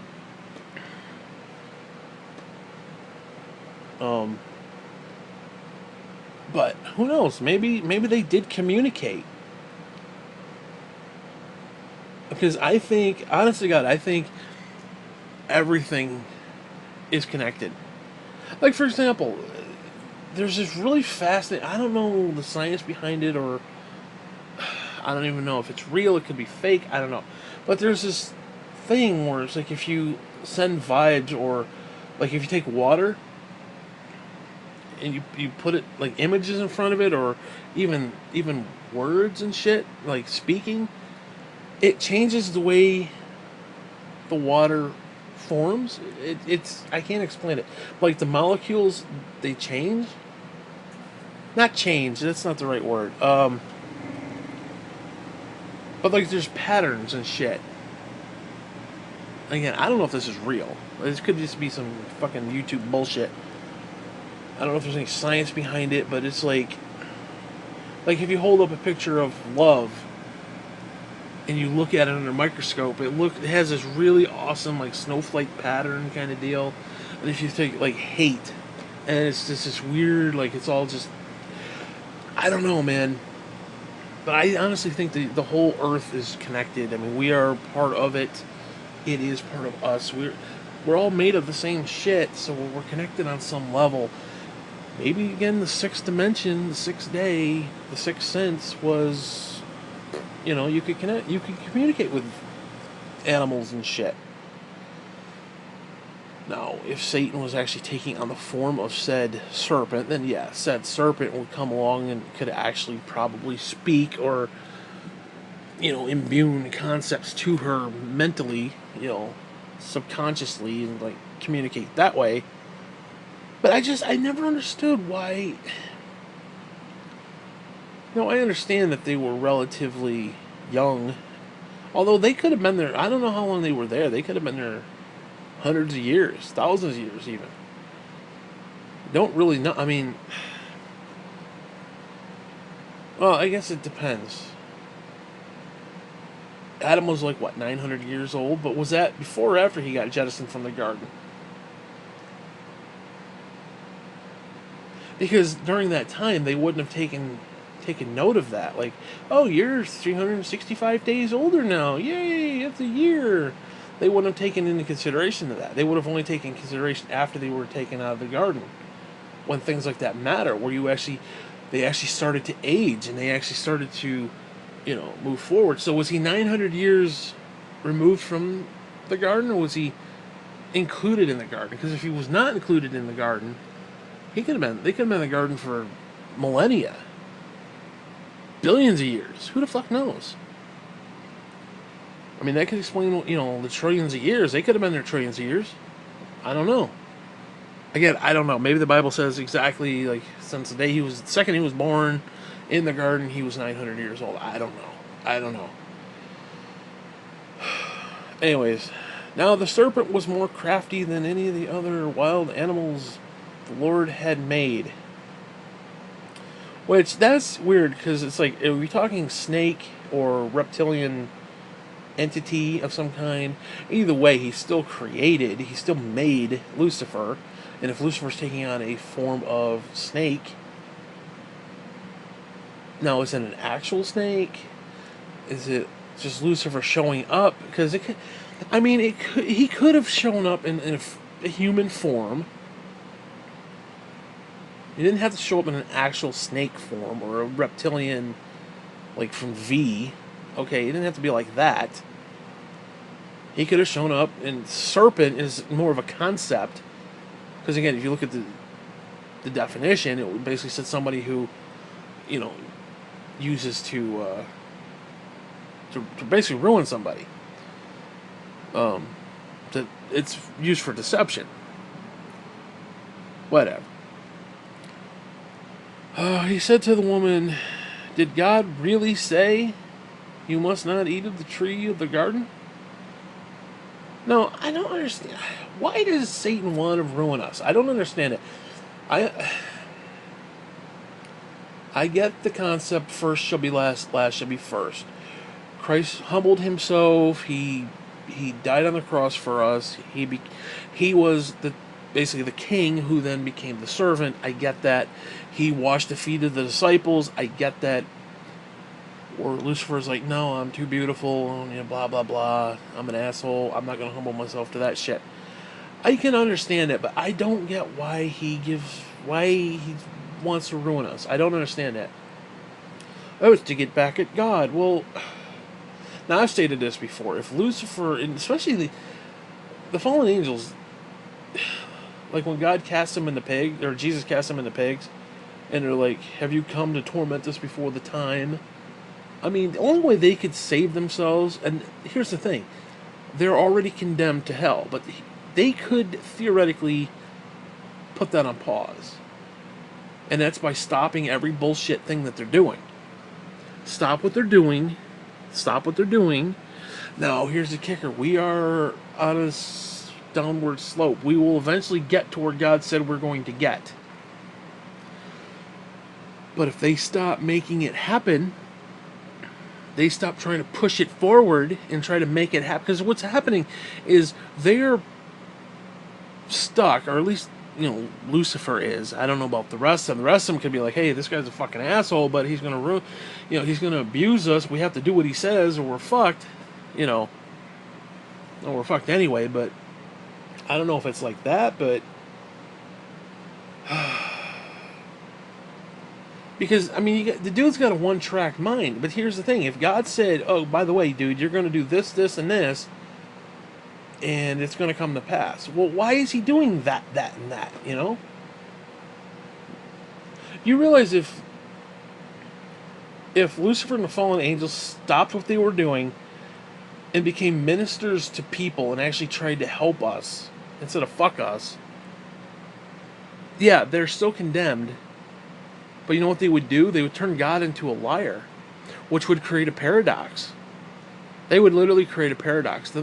But here's the thing. I don't think they have the wherewithal to actually change the course that they're on. I think they're so hell-bent on what they're doing, literally hell-bent, that there's no other recourse except to continue down the path. They have to do what they have to do. Because God said, you're going to do this, this, and this, and they're going to just do it anyway. I don't know, man. That just seems weird to me. But, at the end of the day, I can sit there and say, well, I'm never going to bow to God. Okay, sure. But the Bible says every knee will bow. So, and every tongue will confess. So it's like, okay. Do we have a choice? No. It's just, I don't know, man. But if they, I think what could happen theoretically is that they could put a pause button on, they could put a hold on death and destruction, save themselves for a little while longer. It's because again, you're talking. I've never been to hell, but just the concept alone is frightening to me. And that's another thing. I don't understand why they get to torment us, human beings, in hell. Why are they not the ones tormented? They get to fuck with us here. They get to fuck with us in hell. Why is it they get to do all that stuff? I don't understand it. Why does God not put the kibosh on their bullshit immediately? You know? It's like, I don't know, man. It's like they can get away with all that shit and then they go to hell. Are they tormented in hell or are they tormenting us in hell? Any description you ever see, it's always they're tormenting us while we're in hell. The human beings who are in hell. Well, who torments them? I don't know, man.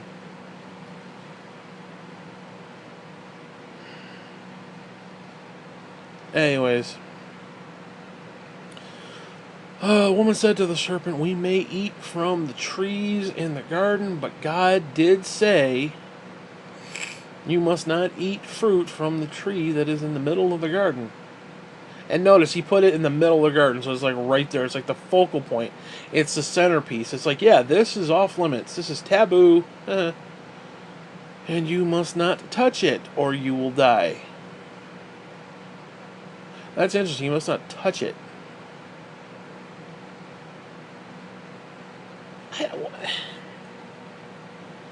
What is the purpose of that, though? Was it just everlasting temptation? Because again, God knows the end from the beginning. God set it up so it would happen a certain way. He knew it was going to happen. Well, here's the thing. Did God really know it was going to happen, or did just God acknowledge it happening because he's outside of time and he can see end from the beginning? So how much of it is just random dumb luck? Like the serpent's like, oh, hey, why don't you eat of the fruit? But yet he put the tree right in the middle of the garden as a focal point. It's like, I don't know, man. That's just fucked up. Because notice, if you touch the tree, you will die. You will leave the sixth dimension, go into the fifth dimension, where, you know, entropy and things like that exist. Decay and whatnot exist. You will be jettisoned from the garden into this fifth dimension where you're going to die. You know? Now, the age-old thing was, oh, they ate the fruit, did they die immediately? No, it was a spiritual death. Not even that. It wasn't even a spiritual death. You don't die spiritually. That's a stupid concept. You die physically, yes, but...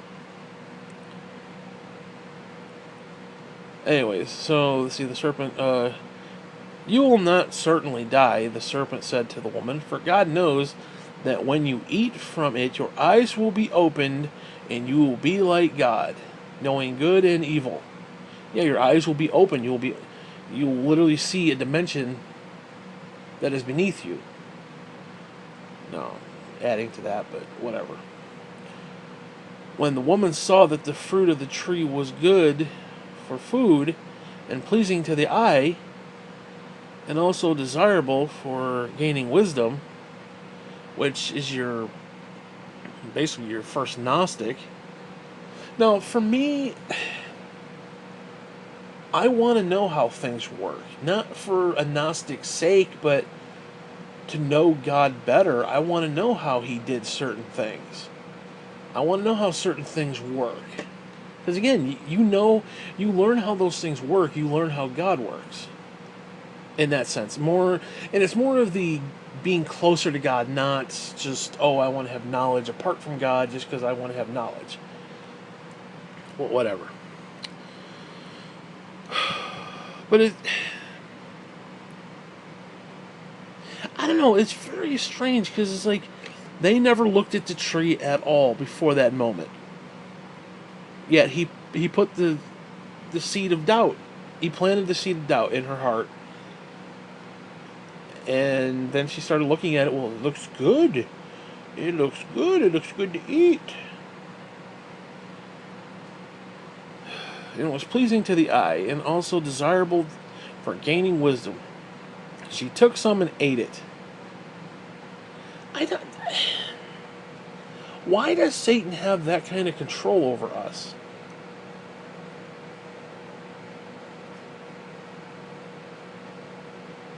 Now, is it just the garden of the mind, and all of a sudden, the little the little angel on one side is like, don't eat it, and the little devil on the other side, oh, eat it. I mean, was it an inward conflict, or was there an actual serpent who said, hey, bitch, eat the shit, because you'll know? I don't. So what knowledge did they gain? That's what I want to know. What knowledge was there to be gained? The knowledge that there's different dimensions and you're going to die? I don't know. She also gave some to her husband who was with her, and he ate it. Now, if you look at the King James Version, it actually says he hearkened unto his wife. And if you look up the word hearkened, it actually says that he basically saw what she had done, he understood what she had done, and because he loved her, he basically said, fuck it, I'm going to eat it too. Which is actually a sign of the physical dying. Like, the whole flesh has to die. Imagine if she had eaten it, but he didn't. Well, half of the flesh would still be alive, the other half would be dead. We'd almost be straddling two different dimensions, if you will, which would be kind of cool. Fucked up, but kind of cool. Then the eyes of both of them were opened, and they realized they were naked. And they sewed fig leaves together and made coverings for themselves. So they ate it, and their eyes were opened. Why were their eyes not open before? Because that's weird. Like, didn't God say... When does God say, go be fruitful and multiply? Is that after he kicked them out of the garden? That may have been after he kicked them out of the garden. So, again, the minute they ate of the fruit, I think they were cast out into a lower dimension. Because good and evil counteracted the tree of life. The reason they had to leave the garden is because if they were in a fallen state, they could eat from the tree of life and basically continue living forever, which is why they had to be separated from it. The man and his wife heard the sound of the Lord God as he was walking in the garden in the cool of the day. Now the question is, where the fuck was he? He's off taking a little stroll while the fucking serpent's raping the... And it pisses me off, though. You're gonna completely destroy the entire fucking human race from point A to point B for such a minuscule bullshit. Like, oh, surely it's for knowledge. God wants to keep it from you. And she's like, oh, she goes off and eats. At least twist the bitch's arm a little bit. At least be a little more enticing. If you're going to ruin my life, bare minimum least you can do. Bare minimum. Bare fuck minimum. Is have it be something more than just, desirable for gaining wisdom. Give me a break. And there's God just lollygagging around. Oh, what are you doing, guys? Where have you been? Where have you been? There was a serpent, he spoke to you? Whoa, where was God in all this? That pisses me off the most. And then God has the nerve to sit there and say, well, I didn't create the sin, I didn't do it. Oh. A, you put the tree in the middle of the fucking garden. You put the fucking serpent there. And, oh, they were given free will. They were given free will. Really? Really? No, here's the news flash. Well, assuming they were able to actually procreate, which I don't know if they even were able to procreate. They didn't see themselves as naked, which means I don't know if they saw each other as desirable sexually. I mean, you're walking around with a naked woman, you don't realize she's naked. If if a naked woman walked in the house right now, I'd be like, shit. It's something you notice. Now, would the two of them been fucking at all? Probably not. So you kind of needed that jump start to get them to go fuck. Because what this is saying is that they realized that they were naked and they wanted a covering. So in other words, he's looking at her sexually and she's like, oh, I'm a little weirded by that. So let me cover up my titties. He's like, oh, my junk's flopping around. Oh, let me cover that up. I don't know, man. I'd want a pair of underpants. I'm just saying. Because, you got the fucking serpents out there. Come up and clench on your dick. It's just... You need underpants, dude. You can't just be sitting there and let the creepy crawlers crawl up your crack. That's all I'm saying. You need the fucking underpants. And the idea that they didn't have the underpants at this point... Whatever. Then the man and his wife heard the sound of the Lord walking in the garden in the cool of the day, and they hid from the Lord God among the trees of the garden. But the Lord God called to the man, "Where are you?" What if he had just gone up to him like, "Hey, what's going on, dude? Nothing to see here." What if he had done that? Instead of hiding like a little bitch, a camping little bitch, little Call of Duty player. He answered, "I heard you in the garden, and I was afraid because I was naked, so I hid." Again, the covering of the sixth dimension is no longer there. Because we now realize that there's something different. We're in a different mindset, really. But it's weird. It's like, I'm naked and I'm afraid. I'm naked, so I hid. I don't know, man. You eat of the fruit and all of a sudden you realize, oh, I'm naked. Yet you didn't realize you were naked before. It wasn't in your mindset. But again, what knowledge did they gain? That they were naked? And it says that their eyes were open? Why were their eyes not open before? Again, it has to be a dimensional thing. That's why I think the dimensions work here. Because if you're in another dimension, you're only seeing what's in that dimension. If we're in a three-dimensional world, we're seeing three-dimensional objects. We're seeing physical objects. We're not seeing two-dimensional. We're not seeing one-dimensional. We're not seeing 10-dimensional. We may see a 10th dimension, manifest itself in a physical form here because it's going through the different dimensions. And it's manifesting itself here as a physical object. I don't know.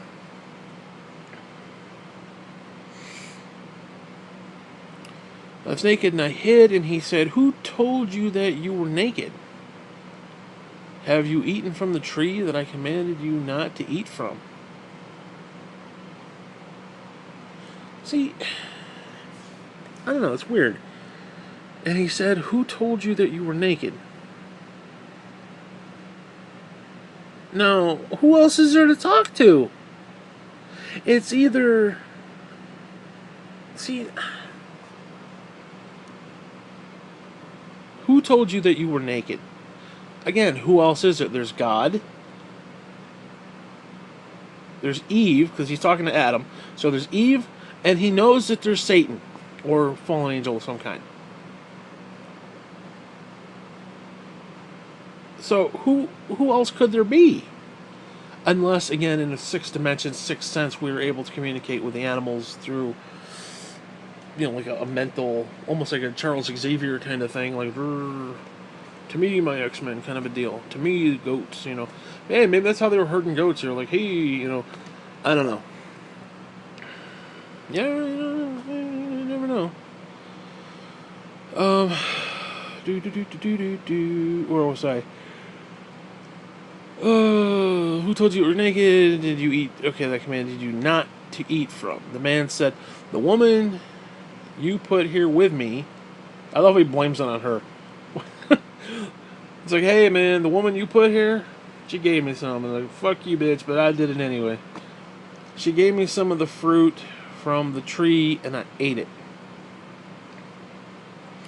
Now, what's interesting is, did it? Hold on, where was it? Hold on, let's go back to 2. The woman said to the serpent, "We may eat of the fruit of the garden, blah blah blah." But God said, "Must not eat from the tree in the middle, tree that is in the middle of the garden, and you must not touch it, the tree. You don't touch the tree, or you will die." Now, by extension, is that the fruit as well?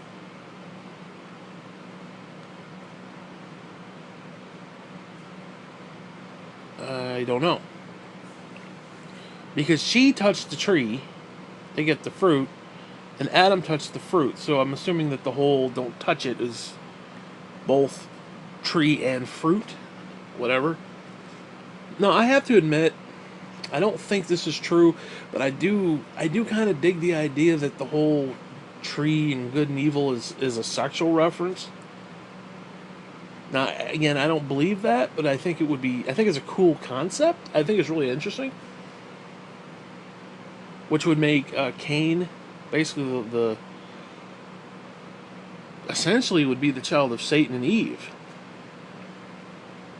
which would be really interesting, because as far as I know, they never refer to Cain as God or as Abel's son. Only Abel, or Cain is Adam's son. Only Abel is his son. Because think about that. The serpent came up to her and was like, "Hey, have you thought about doing this?" And then they go off and start fucking each other. And Eve's like, "Hey, you got a little dinky too, Adam. You're my buddy. Let's go fuck." And he's like, "Hey, I like that idea." I don't know, that idea is intriguing. I don't believe it, but it's intriguing. Then the Lord said to the woman, "What is this you have done, you bitch? Dead bitch, dead bitch." The woman said, "The serpent deceived me, and I ate." He didn't. That's the problem. He didn't deceive shit. He didn't do shit. That's what pisses me off. You're going to destroy the entire universe. He did nothing. He did nothing. She just went willy-nilly and was like, "Oh, maybe I could. It looks good. Maybe I could." Fucking stupid. It's just so stupid. So the Lord God said to the serpent, "Because you have done this, cursed are you above all livestock and all wild animal. You will crawl on your back." Now here's an interesting thing. There's actually a species of snake that actually have legs. And now snakes typically now are just, on their belly. So he could have technically de-evolved them, if you will. And again, if you're going from like the 6th dimension to the 5th dimension, and you could, I don't know. And you will eat dust all the days of your life. Oh, you got back at the serpent there, Lord. We get to die and go to hell, but the serpent can eat dirt all day. Whoo! Yeah, that's yeah. Think about it. Think about it. Think about it. Think about it. Fucking think about it. Lucifer, like third in command, basically. Greatest angel of them all, most beautiful angel of them all. He rebels. He says, "Fuck you." He takes a third of the angels. What's God do? Does God shut his shit down? No, let's send him to Earth. Oh, let's put him right outside the fucking garden. He can talk to the woman who's just freshly formed and doesn't know dick from Adam. Literally. Okay. So he gets to fuck her over. Not only did he abuse the heavenly system, he abused us in the physical realm, and God's like, you can crawl on your belly and eat dirt. But you, Adam, you're going to hell. Fuck you. Bullshit. Straight fucking bullshit. Guess what? Shut that shit down, God. Stop being an asshole. Oh, I'm going to curse you above all livestock. You can, above all wild animals. You can crawl on your belly and eat the dirt all the days of your life. Really? Oh, and then I will put enmity between you and the woman, and between your offspring and hers. He will crush your head. That's kind of cool, actually. And you will strike his heel. Dude, all this... I don't want to be an asshole, but a lot of this Bible, God, Jesus, a lot of it is straight bullshit. I'm sorry, as a born-again Christian, I am telling you as a fact. As a fact, it is bullshit. It is straight bullshit. It's all for this endgame bullshit. It is. Everything's gotta fucking suffer and go straight to hell because of an endgame bullshit. It's like the Avengers. It's endgame bullshit.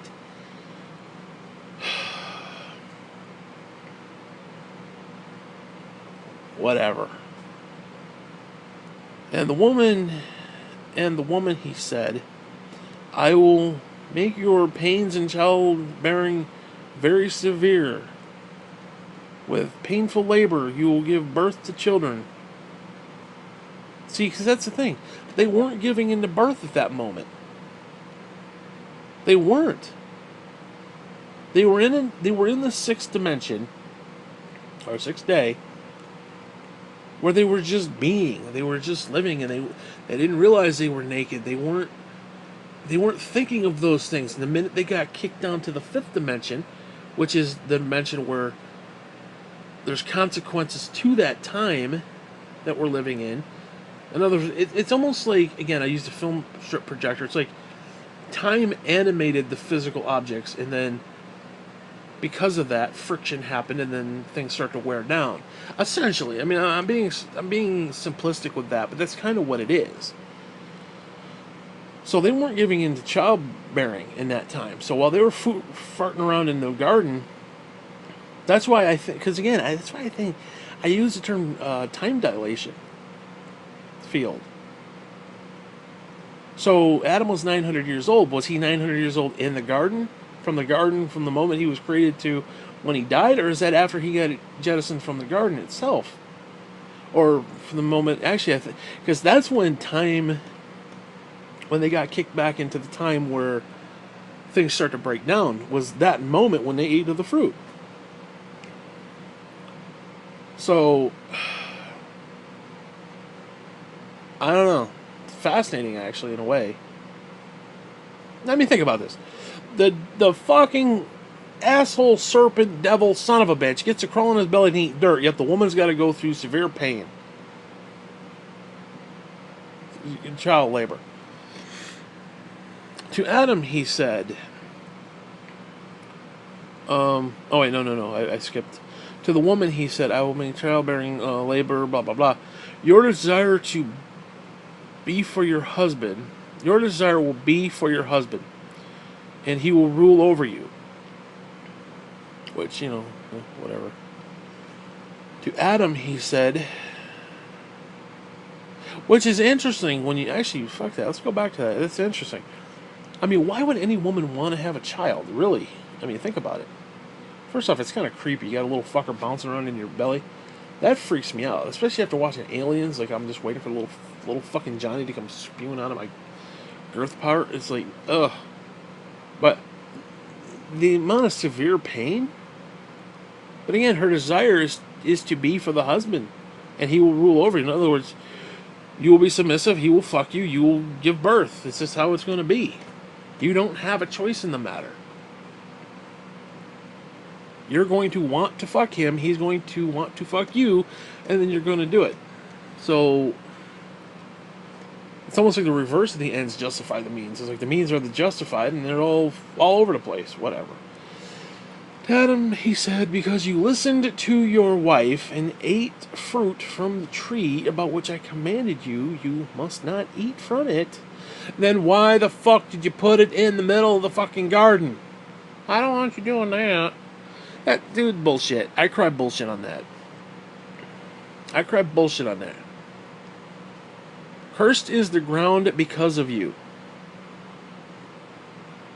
Now, this is interesting. The ground had become cursed, which means we were in a. Again, we went from the sixth dimension to the fifth dimension. Everything changed. Now, does that. We're looking at it just here and now, like, oh, in the garden, in the surrounding area of the garden, it was cursed. But we're talking entire solar system shit.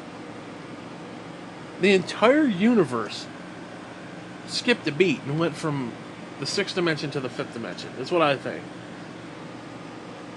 And because, think about it, I could go to Sirius or Timbuktu, Orion's Belt, or some fucking bullshit, or some galactic light year out yonder to a planet and die, which means death carries with me. So the entire universe, it is what it is. No, if it was a collective thing and it's just like, oh, you're stationed here on Earth, then the rest of the universe could still be in the sixth dimension. It's just us as this pocket little entity, a little group of people. But no, the entire universe shifted in that moment. Now, again, if you're looking at time as a collective, then the fifth dimension always exists. It will always exist. It has always existed. We were in a place where there was no death, so you could theoretically go to a planet a gazillion light years away. You wouldn't die. In that sense, I mean, I'm sure there were ways you could die. I mean, I don't know. Like if you fell or a shark ate you. I mean, I don't know. Well, actually, I don't think it would, because the mindset was different. So again, the lion would lay down with the lamb, so the shark wouldn't kill you. Now, granted, a fall may kill you, but like a shark wouldn't kill you. It wouldn't attack you. Because again, the mindset, the lion lay down with the lamb, it just... I don't know, it's very weird. So it wasn't just the ground, it was like the entire universe shifted. Because it says their eyes were opened. In other words, they saw something they weren't seeing. If you're in a sixth dimension and all you're seeing is the sixth dimensional concepts of, oh, this naked woman is not naked. I'm naked. No, I'm not. I'm not seeing myself as naked.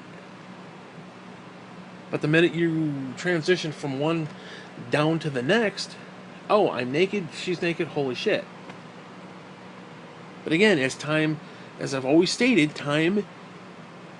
things that happen within time are constantly happening. So the fifth dimension has always been here. It's always been functioning. It's always been working. Goddamn fly. Motherfucker, this fat ass little fucking fly just... Piece of shit, I swear to God. Every fucking year, there's always that fucking dumb, big-ass, stupid fucking fly that bangs into windows and shit. And you hear this... It's like, fuck you, scumbag. Fly in my face. I swear to God. Or worse yet, you're sitting there and all of a sudden, bloop, right in your fucking ear. It's like, you didn't see me, motherfucker? You got 8 eyes. Again, God created everything creepy crawly perfect. Yeah, bullshit. Anyways. Curse the ground because of you. Through painful toil, you will eat food from it all the days of your life. So what's the difference between... Because he was tending the garden anyway. Was it just some little hippie thing where he's like watering the plants and... Oh, do. Now he actually has to toil the ground and like plow the shit. I think that's what that means. It will produce thorns and thistles for you, and you will eat the plants of the field. Yeah, see right there. It will produce thorns. So there were no thorns or thistles. So things were being either created Now think about this. If we're in the sixth dimension, then there are certain things of the fifth dimension that didn't exist. Thorns for being one. Death, another. Could you imagine living in the sixth dimension? Now again, I think there's a deeper meaning to the sixth dimension, like maybe an actual, like, physical reality, where we're only seeing like the effects of it. We may not actually have been in it per se, although I think we were. I mean, this is saying that certain things were then created afterward. It will produce thorns and thistles, which apparently hadn't been. Now, granted, it could have just been the garden. It could have just been, okay, the garden is a pocket area, dimension or otherwise, and the rest of the world is creating all this horrible shit. I don't know. By the sweat of your brow, you will eat your food. In other words, you work, you will eat. And if you don't plant the seeds and you don't farm the shit, you're not going to eat.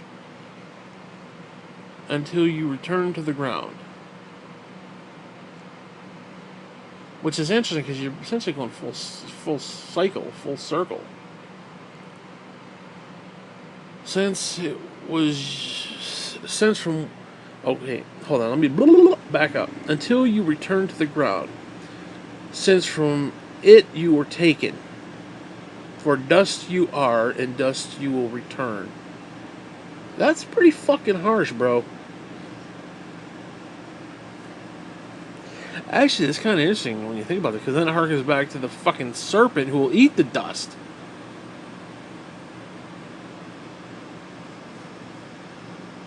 I don't know, that's interesting.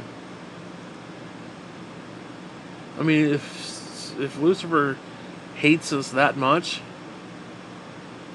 he'll be forced to wallow in our dust and eat the dust. That's interesting how it goes. That's kind of cool. I never actually saw that before. Adam named his wife Eve because she would become the mother of all living things. Oh, that makes sense. Sure. Oh, I'm going to call you Bob because you're going to be a janitor on a space station someday. It's like, what? What? Obviously, Eve means something more than just... Oh, well, shit, let's look it up. No, excuse me. Excuse me. Hello. Thank you. Define. What does Eve mean? Eve, the day or period of time immediately before an event or occasion. Yeah, no shit. The event or occasion of us switching fucking dimensions.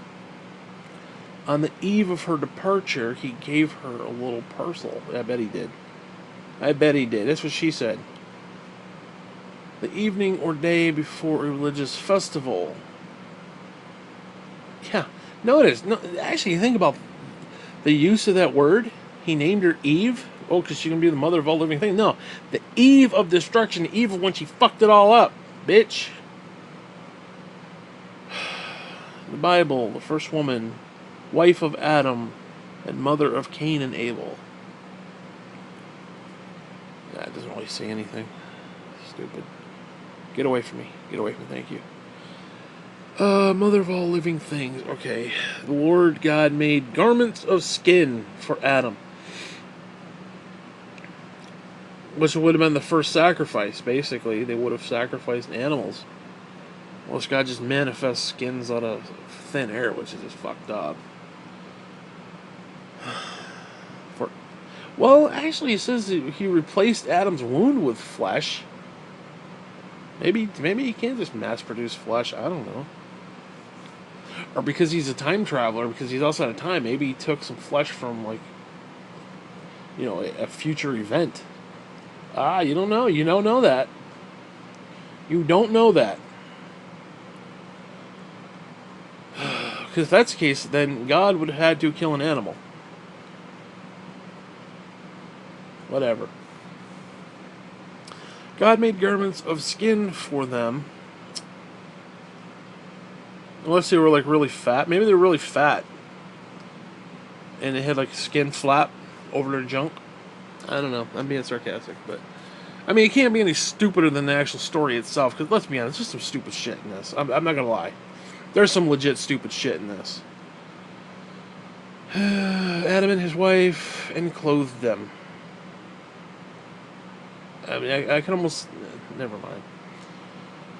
The Lord God said, the man has now become like one of us, knowing good and evil.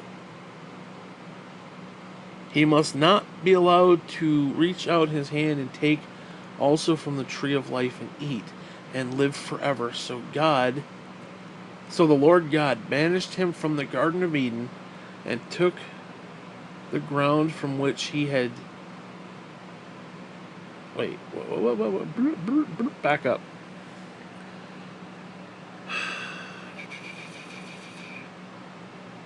I just lost my place, sorry. He must not be allowed to eat, to reach out his hand and take from the tree of fruit, blah, blah, blah, blah, blah, to live forever. So God banished him from the Garden of Eden to work the ground from which he had been taken. Okay. After he drove the man out, he drove him out. They didn't leave peacefully, apparently.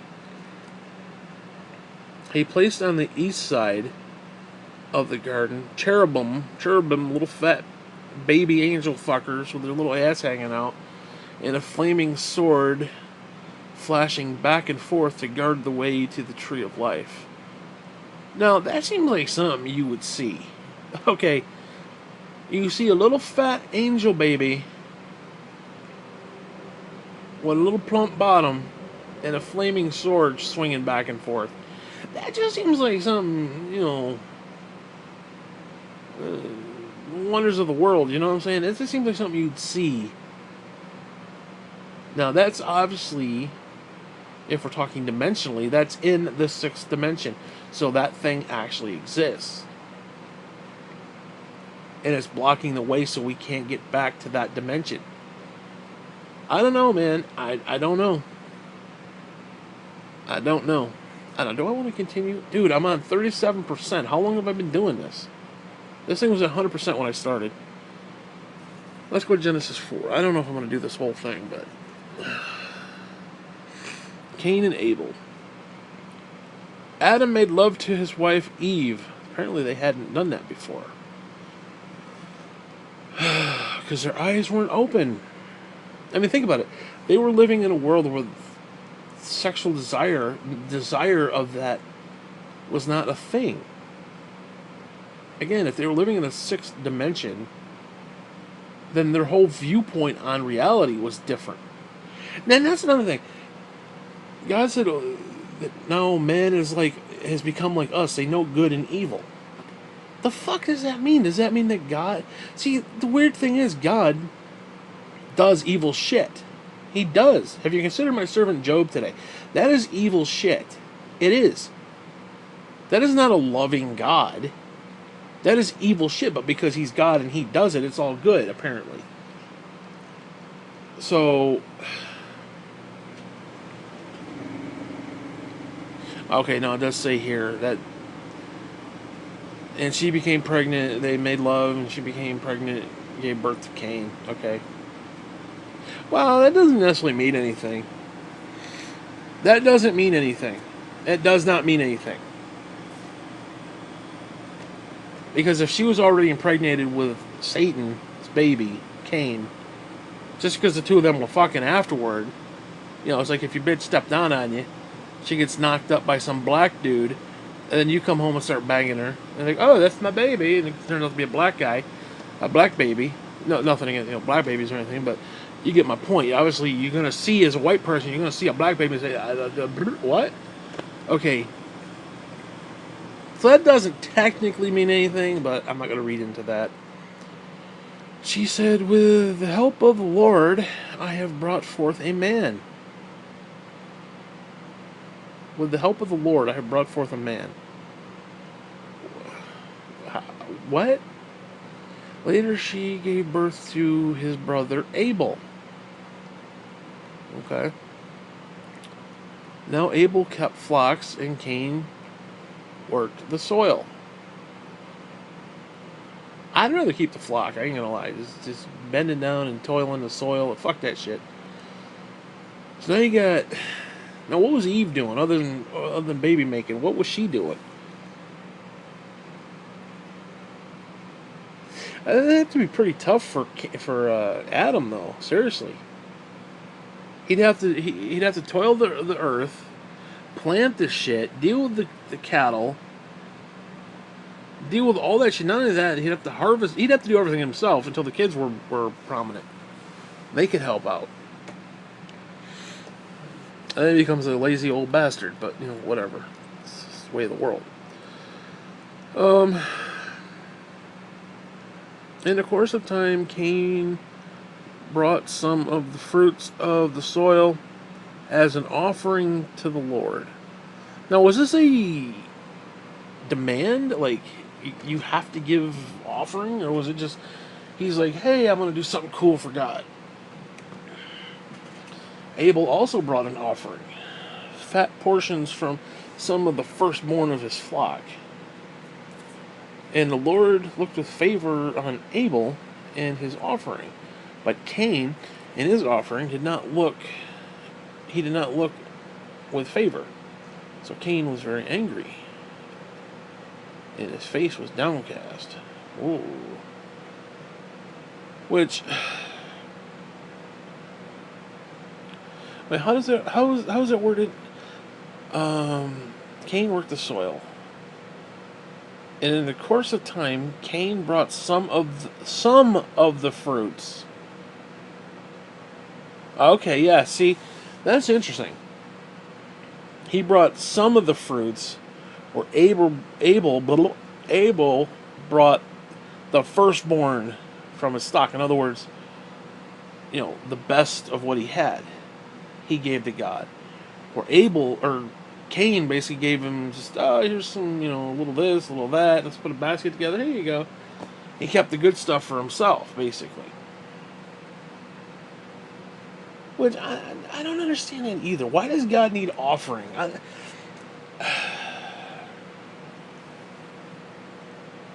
Is it just, like, ceremonial? Like, why does, like, burnt offerings?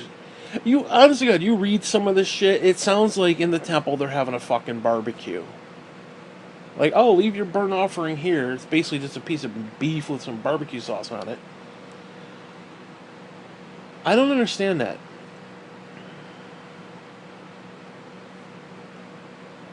It's like God wants us to do all this stupid shit. Like, why doesn't he come down and have a barbecue? You know what I'm saying? Like, why doesn't he just fellowship with us on a existence that matters? I don't know. And Cain was angry. Okay, he was angry because he gave away free shit. Hey, I'd be pissed too, man. That bushel of shit that he just, garnered. Hey, somebody had to do it. I don't know. But again, you're talking about God, so now he's angry with God.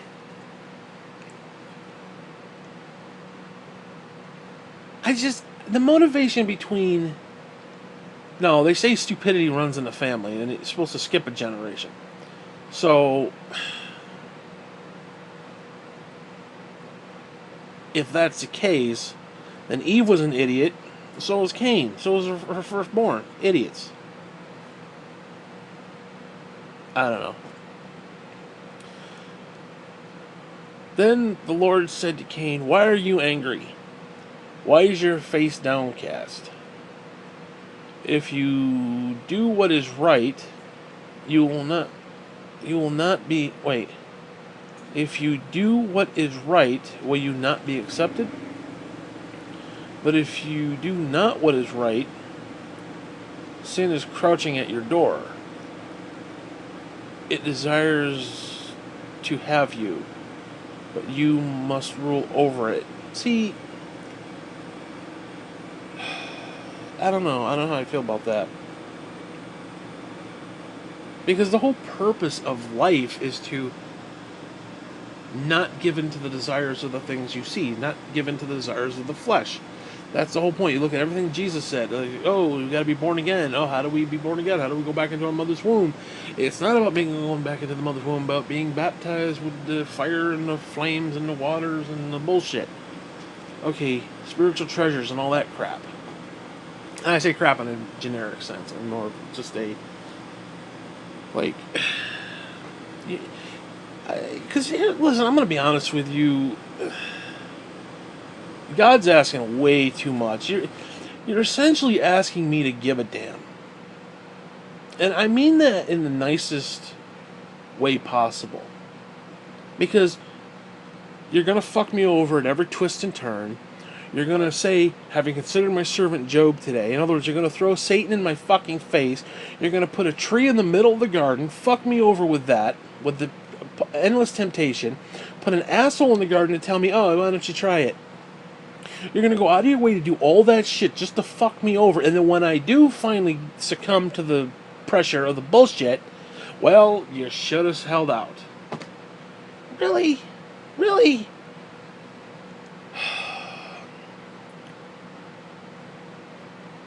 What? It's like, okay, so Lucifer created sin, and we have to go against sin. Well, here's a newsflash. I don't know if I care enough not to give a fuck. You're asking me to go above and beyond the call of duty of saying I care. I just want to live my life, dude. I just want to live day to day. Hopefully pain-free. That's it. That's all I want. I don't want to sit there and have to keep every thought in captivity and be like, well, is that really a bad thing? And, you know, oh, no. I don't know, man.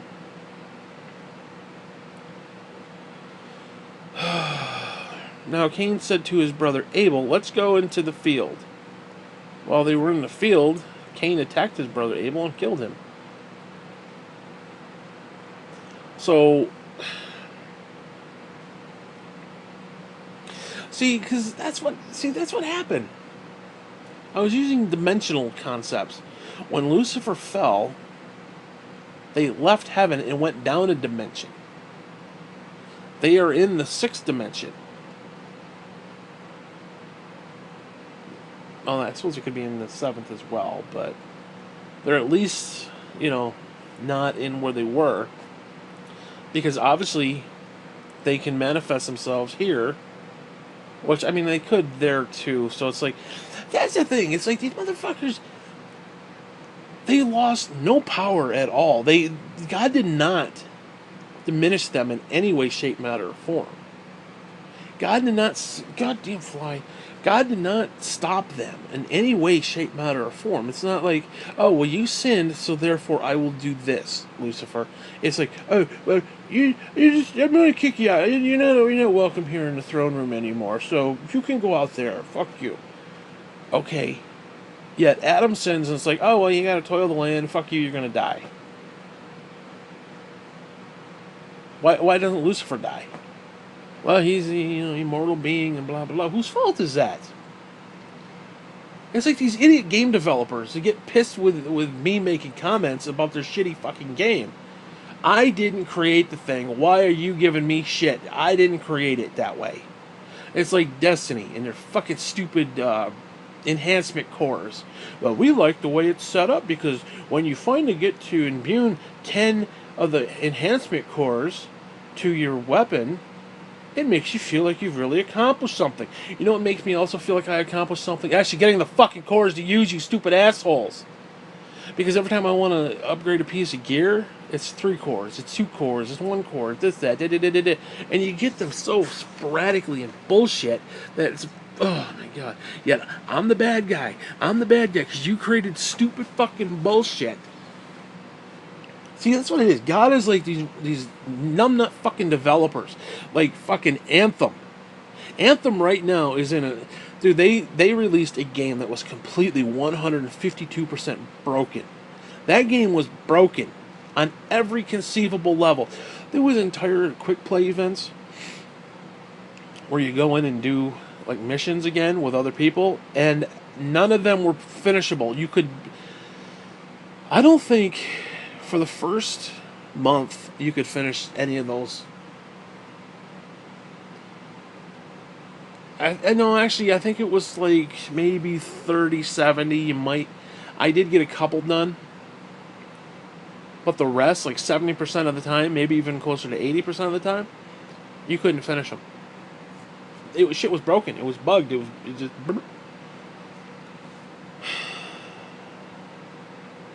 And then what they did is they did an update, and in the update there was because it's a looter shooter, so you basically go out, you shoot the bad guy, he drops a bunch of loot, and you're like, oh, that gun's better than the one that I have, essentially.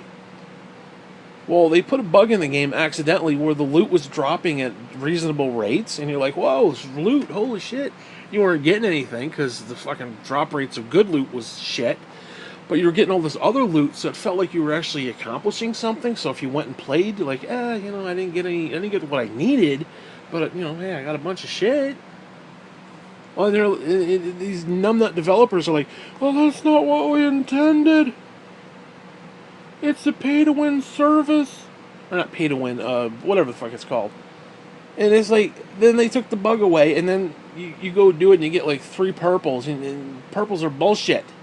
Well, because when you hit the end game, you've already got everything's purple. Everything's purple by that point. So it's like giving you crap gear, and the good gear you want, you barely ever get. So God is like that. He's like one of these numbnut developers who refuses to see the reality of the situation. You created the problem, obviously. Not only did God create the problem, He continued the problem. He did nothing. Now, okay, here's the newsflash. Satan fell, then guess what? You know what you do with Satan? You kick him in the fucking teeth and you fucking bind his ass. Oh, no. You know what the fallen angels are doing? Oh, they're banging women and creating fucking titans and shit. Are you fucking kidding me? The fact that we can intermingle sexually with beings from another dimension. Are you fucking kidding me with that?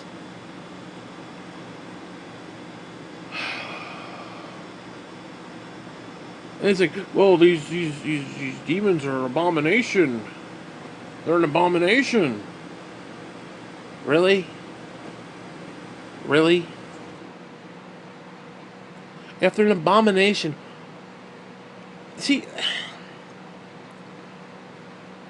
you can create light out of nothing. You can create everything. You can terraform the entire planet from nothing into what we see today, and then even beyond stuff we can't see. Okay, you can do that, but yet you didn't realize that these things were going to happen. Obviously, He knew they were going to happen. It's like that idea of, well, God laments the fact that He created human beings, and continuously the thoughts of their hearts are evil. No shit. No shit, dude. You put me in a place right now. Listen, I am a born-again Christian who loves Jesus. I understand that Jesus died for my sins, etc., etc., etc. Accept into my heart, the whole 9. I can't raise myself from the dead. I need Jesus. Okay. Fine. But here's the news flash. As somebody who believes that as a fact, I can't tell you that God exists. So God has placed Himself in this pocket area, dimension, if you will, where we, in this lowly state, cannot even acknowledge Him. He obviously walked in the 6th dimension. He walked among them in the 6th dimension. Okay. Or whatever you want to call it, 6th day. So they knew He existed. Lucifer knows He existed. I don't know if Lucifer exists. Now, I'm not one of these like wishy-washy Christians who want to cherry pick. Well, I don't believe in heaven. I don't believe in hell because I don't think a loving God would do that. Then you're a fucking idiot. You're just an idiot. You moderate Christian idiot. Okay. First off, it's called yin and yang. Okay, it's positive, negative. There's good, there's bad. And if you're bad, you got to go to a bad place. If you're good, you got to go to a good place. It's just basic concept. Basic concept 101. Or cease to exist. Either or. But it pisses me off that, I mean, listen, I am sitting here, I have been sitting here for however long this clip has been going on. I literally got up, peed, let the dog in, grabbed this tablet, came over and started doing this. I'm at 28% battery life. Jesus. Whatever.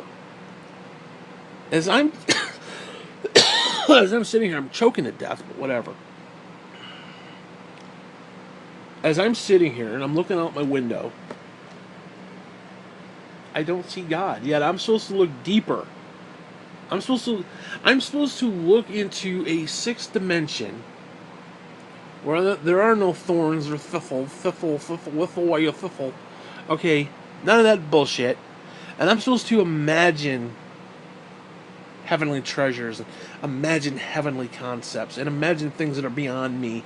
And then when the natural norm, the natural order of this world comes banging at my door, aka sin or lust or desire or whatever, I have to reject all of that. You know what? If God wants me to do that, then He needs to make Himself tangible and make Himself real. And not because so I can be like, oh, you know, I want to know the end from the beginning. And don't tell me, well, you know the end from the beginning, the Bible tells you. The Bible don't tell me shit. The Bible tells me that there's a God who allowed a bunch of bullshit to happen and they got pissed off that it happened. That's what the Bible tells me. Again, how many planets are there? How many stars? You could not jettison the fallen angels into the fucking heart of the sun and burn them the fuck up. But yeah, oh yeah, you're gonna send them to Earth. Why not? Sure, they'll just go and they'll tempt Eve. They'll then tempt Adam. And they'll realize they're naked. Sure, what could go wrong? What could go wrong with putting, you know, endless temptation in the middle of the fucking garden? Now, granted, they were at a point where they didn't even acknowledge the tree. They're like, oh, it's there, fuck it, just walk around it. Probably put up a little fence around it. Yeah, don't touch it. Put up a sign, warning. They probably did. They probably had a little sign there, so warning. And all of a sudden, somebody's like, oh, sure, you ever think about that? Well, you'd be just like God. You know, desirable for knowledge.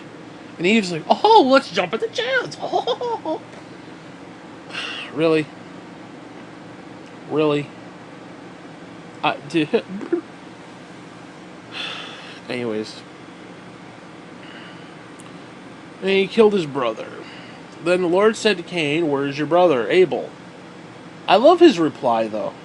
He's like, I don't know, he replied. Am I my brother's keeper? I love that line. Am I my brother's keeper? That is a great line, especially after he just fucking ruined him.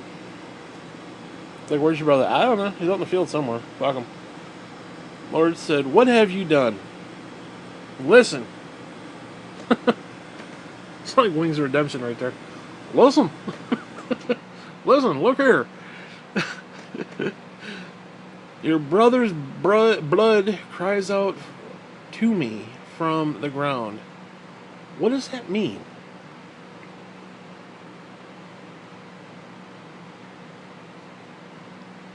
Hold on. What have you done? Listen, your brother's blood cries out to me from the ground. Which means God is interwoven and intertuned in that, like everything.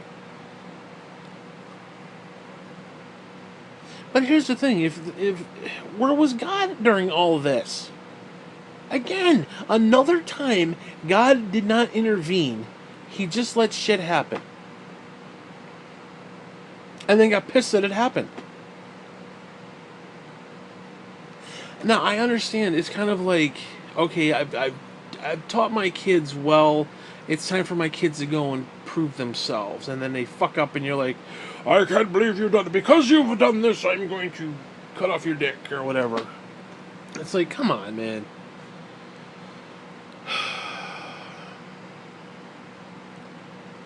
See, now you are under a curse and driven from the ground. What?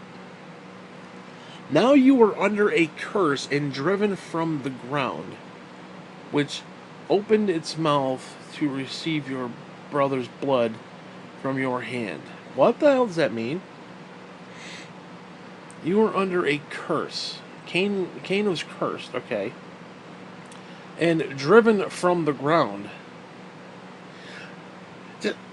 Dude, that almost sounds like he couldn't die. Like death would not take him. He could not die. He's been cursed in the ground. Because again, it said Adam would go back to the ground. He'd go back to the dirt. Which opened its mouth to receive your brother's blood from your hand. When you work the ground, it will no longer yield its crops for you. You will be restless wandering on earth. Dude, that almost sounds like a zombie type thing. Like he can't die. What if Cain is still, I don't know. I'm assuming it says at some point he died. Cain said to the Lord, my punishment is more than I can bear. Today you are driving me from the land, and I will be hidden from your presence. It's actually kind of like Lucifer in a way. I will be a restless wanderer on earth, and whoever finds me will kill me.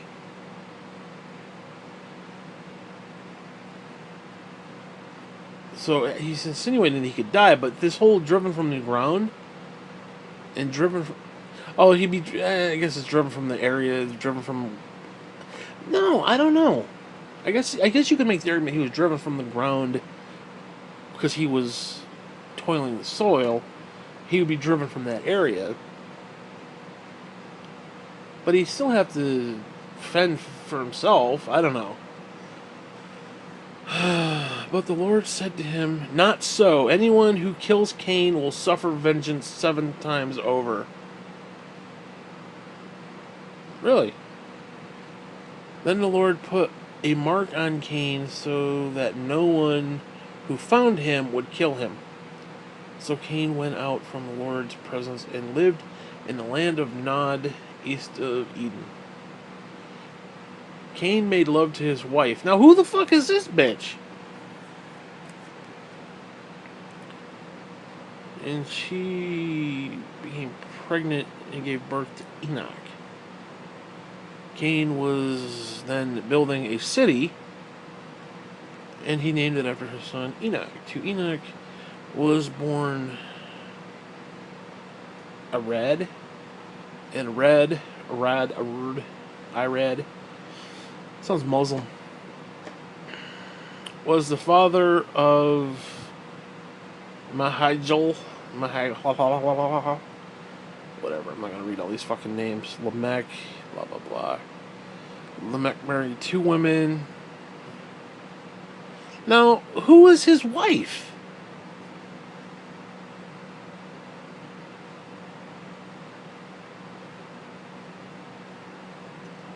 Because here's the thing, it says he was driven from the land. Does that mean one of Adam's daughters left? Was driven from the land too? Or were there human beings? Could there have been other human beings there? What if Adam and Eve were not the only human beings? Because it does say that God took Adam from the dust, which means, what is dust? It is dead skin cells of other human beings. I don't know. But it says he found a woman out there. But yet, it doesn't say anybody else from Adam's family, any of his sisters, which would be the sisters, by the way, were driven out of the land. So he went to a land that he had been driven away from, to another land, and found somebody to bed. Now, was it one of the fallen angels as a female? Which would make Enoch part... No, see, then it would make him Nephilim, and that wouldn't work. I don't know, man.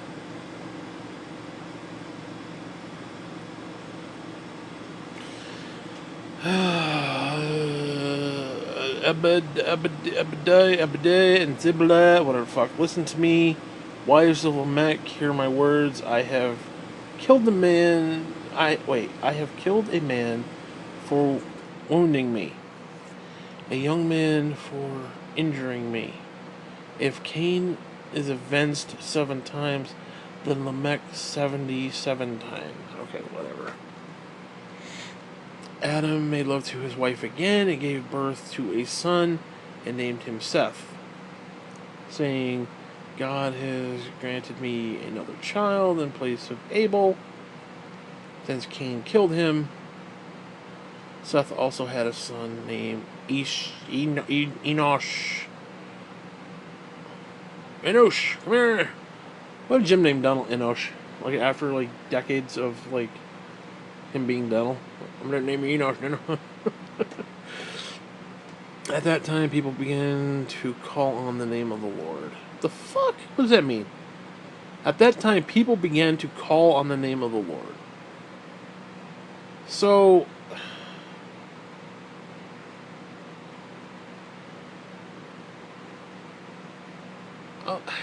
dude, I don't get this. Now, people want to suggest that Adam had other children, Adam and Eve had other children, females, and they just weren't mentioned. Wait, what is this? Let's see. Lamech married 2 women.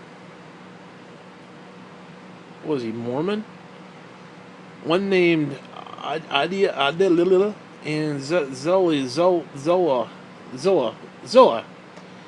Abdullah gave birth to Jabal. He was the father of those who live in tents and raise livestock. Ooh. His brother's name was Jabadal. He was the father of all who play stringed instruments. Oh, he's a musician. He getting laid. Stringed instruments and pipes. Zebedee also had a son, Tubal Cain. Tubal Cain. Tubal Cain. Tubal Cain. What the fucking stupid ass name is that? What is tubal? Can I actually define that? A relative to or occurring in a tube, especially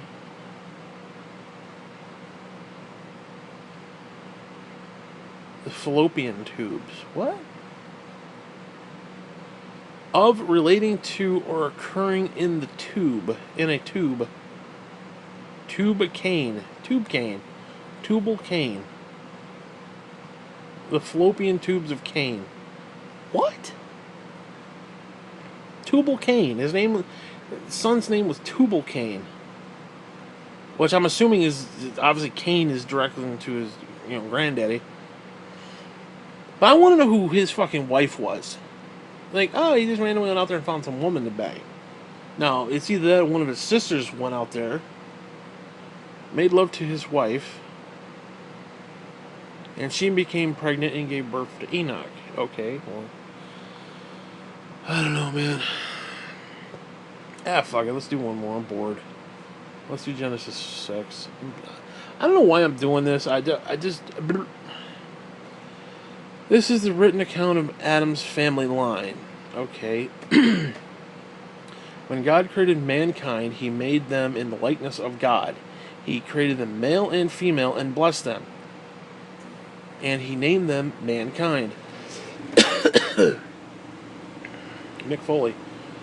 When they were created. When Adam had lived 130 years, which is bullshit, by the way. I get to live, 60 if I'm lucky? Nah, fuck it, I won't even make it into my 50s.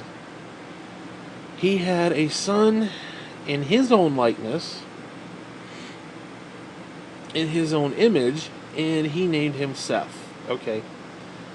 After Seth was born, Adam lived 800 years and had other sons and daughters. Okay, so that insinuates he had daughters that kind of just, Now think about that, though. You got Cain, Abel, and Seth, and then he had other sons and daughters. I don't know, man. Other sons and other daughters. So you're talking, well, let's see. That's 3 kids. You're talking at least 2 more sons and at least 2 more. That's at least 6 kids. That's at least bare minimum 6 kids. That's fucked up.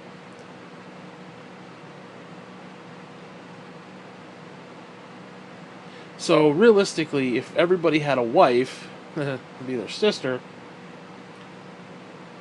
So let's see. There was the original 3 sons. He had at least 2 more sons, so there had to be a daughter for Seth, a daughter for the other 2 sons, at least the other 2 sons, and then so that's at least 4 daughters. Dude, Jesus. Now, granted, I understand the motherfucker lived to be 800, but still. You're popping out kids left and fucking right. Be fruitful, multiply. It's like they're fucking like rabbits. See, that's bullshit. When Seth lived 105 years, he became a father. Give me a fucking break, dude. I mean, seriously. If I was to be a father, I'd have to pump that shit out right now. Like today. I'm 42 years old. I'd have to pump that shit out today. Motherfucker gets to live to 105 before he starts having kids. Are you fucking kidding me? Father of Enosh. After he became father of Enosh, Seth lived 807 years. Fuck you and that bullshit. And had other sons and daughters. How long did Cain live? I don't know if I just read that or no. So he had other sons and daughters. So apparently one wandered off, and Cain's like, "Hey, let's go bang each other," and then they created a brace of assholes, basically.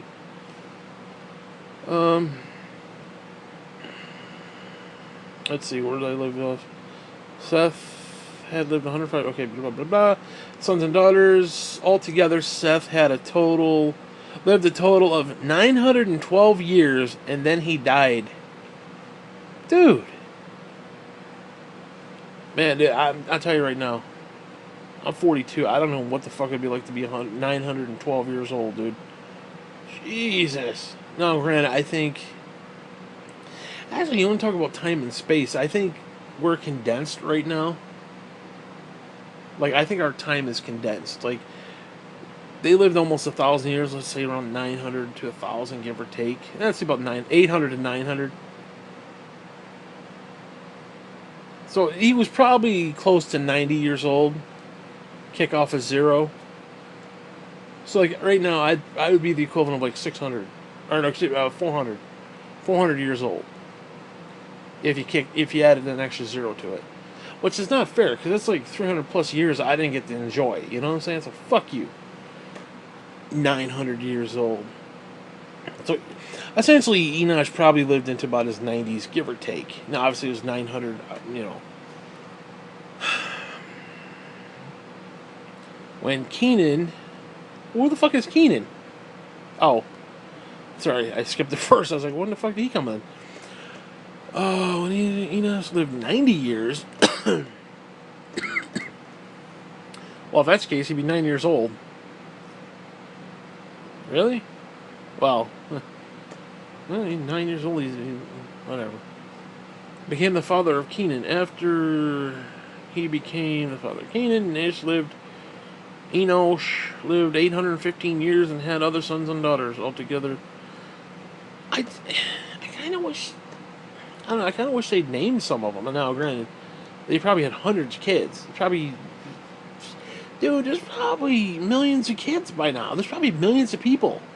At least hundreds of thousands. I mean, you got Cain, who had his lineage. Shit, let's say there's 25 each.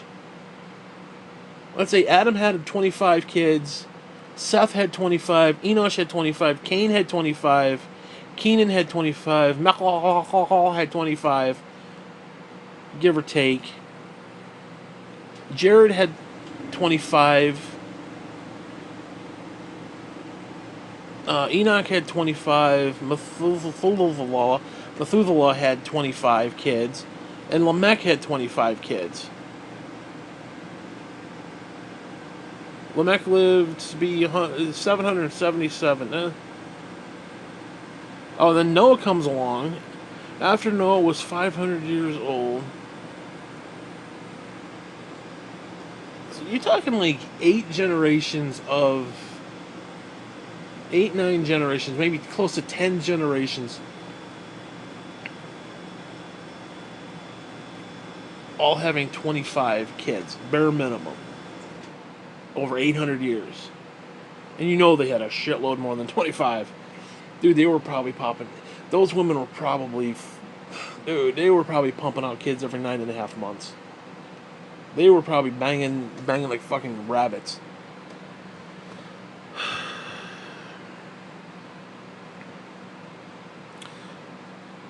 After Noah was 500 years old, he became the father of Shem, Ham, and Japheth. Yeah, didn't Ham run in and see Noah naked? Altogether, Methuselah lived 996 years old. Jesus. And then he died. Methuselah, whatever his name is. He was 187 before he became a father to Lamech. Lamech. But you gotta say it like the Jews. Lamech. After he became father, blah, blah, blah, blah. Dude, 969 years old. It's just not fair. They got to live so fucking long. I won't even make 55. Realistically, that's just not fair. Let's see. Fuck it. I got 19%. Let's just keep going. When human beings began to increase in number on the earth and daughters were born to them, the sons of God saw that the daughters of humans were beautiful, and they married any of them they chose. And they probably raped them. Can you imagine getting raped by demons and shit? Then the Lord said, "My spirit will not contend with humans forever, for they are mortal. Their days will be 120 years." That's gay. I'm sorry, that's bullshit. The Nephilim were born in earth in those days, and also after. Bullshit, by the way. When the sons of God went to the daughters of humans. Yeah, sons of God and daughters of humans. Obviously two different things. And had children with them. They were the heroes of old, men of renown. Yeah, the fucking Titans, dude. The Lord... Dude, just the idea that there's inbreeding between spiritual beings and humans. That is just... especially if you're looking at, like, copies of copies of copies. Like, Adam and Eve had a kid, which was basically a copy. Actually, Eve was technically a copy, so it was like a copy of a copy of a copy. Which is weird, but whatever. Like, it's amazing that even today, we're still able to give birth to things that even resemble human beings. I mean, people say, "Oh, it's evolution." No, it's more like a de-evolution in that sense. The Lord saw how great the wickedness of the human race had become on earth, and every inclination of the thoughts of the human heart was only evil all the time. Well, whose fault is that? You're allowing fallen angels who are assholes who want to fuck us over to get back at God, raping fucking women and producing abominations. And you're going to sit there and call me a bastard because my thought is constantly evil, that I only care about myself? No shit! How about you set a fucking standard that isn't complete bullshit, and then maybe I'd feel guilty that I fucked up. See, that's the problem. Okay, look, you have a chemical imbalance, your dick gets hard, you want to look at Pornhub for 4 hours. Oh, well, you're just a son of a bitch. Really? I'm a son of a bitch because my dick got hard. Well, whose fault is that? Now, if I'm sitting there and I'm lusting after women, I'm thinking of big titties, yeah, and then my dick gets hard. Dude, I woke up the other morning, my dick was hard. Okay, and I've said this before, but like considering the amount of like physical pain and physical problems that I have, just the idea that my dick gets hard, I'm happy. I'm just I'm ecstatic that my dick is I mean it takes a while to find it, but it's there. You know, kidding obviously, but you get my point. It's like I'm a bastard because of a chemical thing that said, oh yeah, let's pump blood to his dick. Let's make his cockles wide. It's like, come on. Give me a break with that bullshit. So the Lord said, I will wipe from the face of the earth the human race I have created, and with them the animals and birds and the creatures. And why are the birds and the creatures such bastards? I don't understand that. It's like we literally contaminated everything. I don't know. And within the animals, birds, and creatures. Oh Lord God, for I regret that I have made them. I regret the fact you made the situation. That's what I regret. It's like this concept of, oh, how dare the clay question the potter? Why I dare question the potter? Because while he's in a drunken stupor, fucking around, making stupid oblong pots that are fucked up, I'm the one, as the pot, who has to deal with the bullshit. I'm the one who has to deal with the spina bifida. I'm the one who has to deal with the fucking problems. I'm the one who has to deal with this fucking world. I'm the one who has to deal with the concept of going to fucking hell every 15 seconds.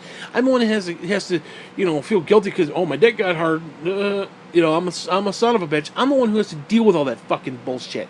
So yeah, I question the potter. I say, you didn't. Beautifully and wonderfully made. Yeah. Bullshit. Tell that to my dick. Literally. Absolute bullshit. Pisses me off. Yeah, I'm a son of a bitch. Oh, I wish I hadn't made them. I regret making human beings. Dude, you put them in a position where everything around them is saying, yeah, fuck it. And they're just going along blindly because it's all we grasp.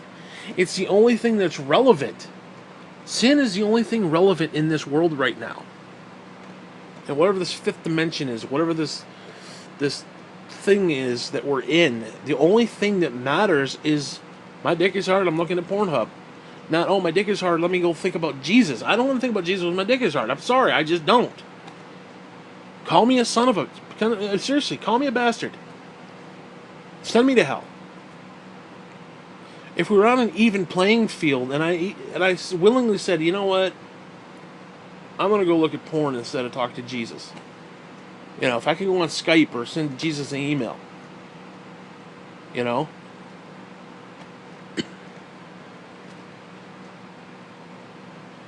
don't know.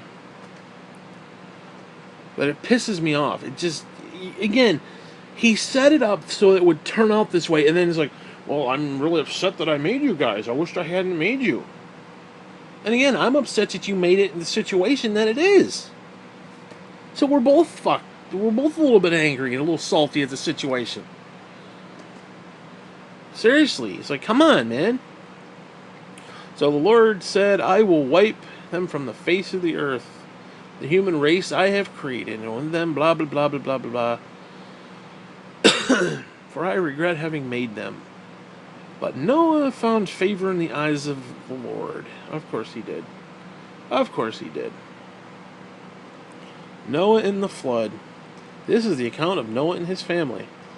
Noah was a righteous man, blameless among the people of his time, and he walked faithfully with God. What does that mean? What the fuck does that mean? I'm talking in a reality sense.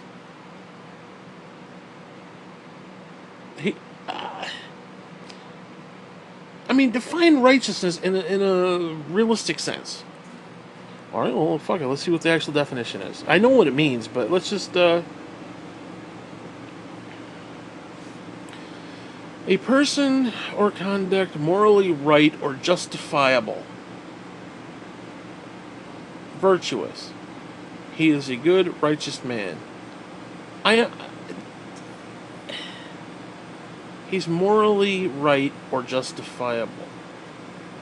He's justifiable, all right. Very good. Again, how do you define that in a real sense, in a real day-to-day life? I don't understand. Like, oh, I'm righteous. Be righteous for the Lord. What does that actually mean? What? How do you take the concept of, oh, I'm going to do this, this, and this, and it lines up with the Bible 100%. But yeah, oh, my dick got hard, so I guess I'm not righteous anymore. I don't understand that. And that's where the law comes in and all that other bullshit. He was blameless among the people of his time. Okay, so let's say they were all gangbanging each other in the ass. Sodom, Gomorrah, and all that shit. Let's say it was something like that. So he wasn't banging people in the ass. Okay, so you don't bang somebody in the ass, you're good. Okay, so that's one thing you can do. But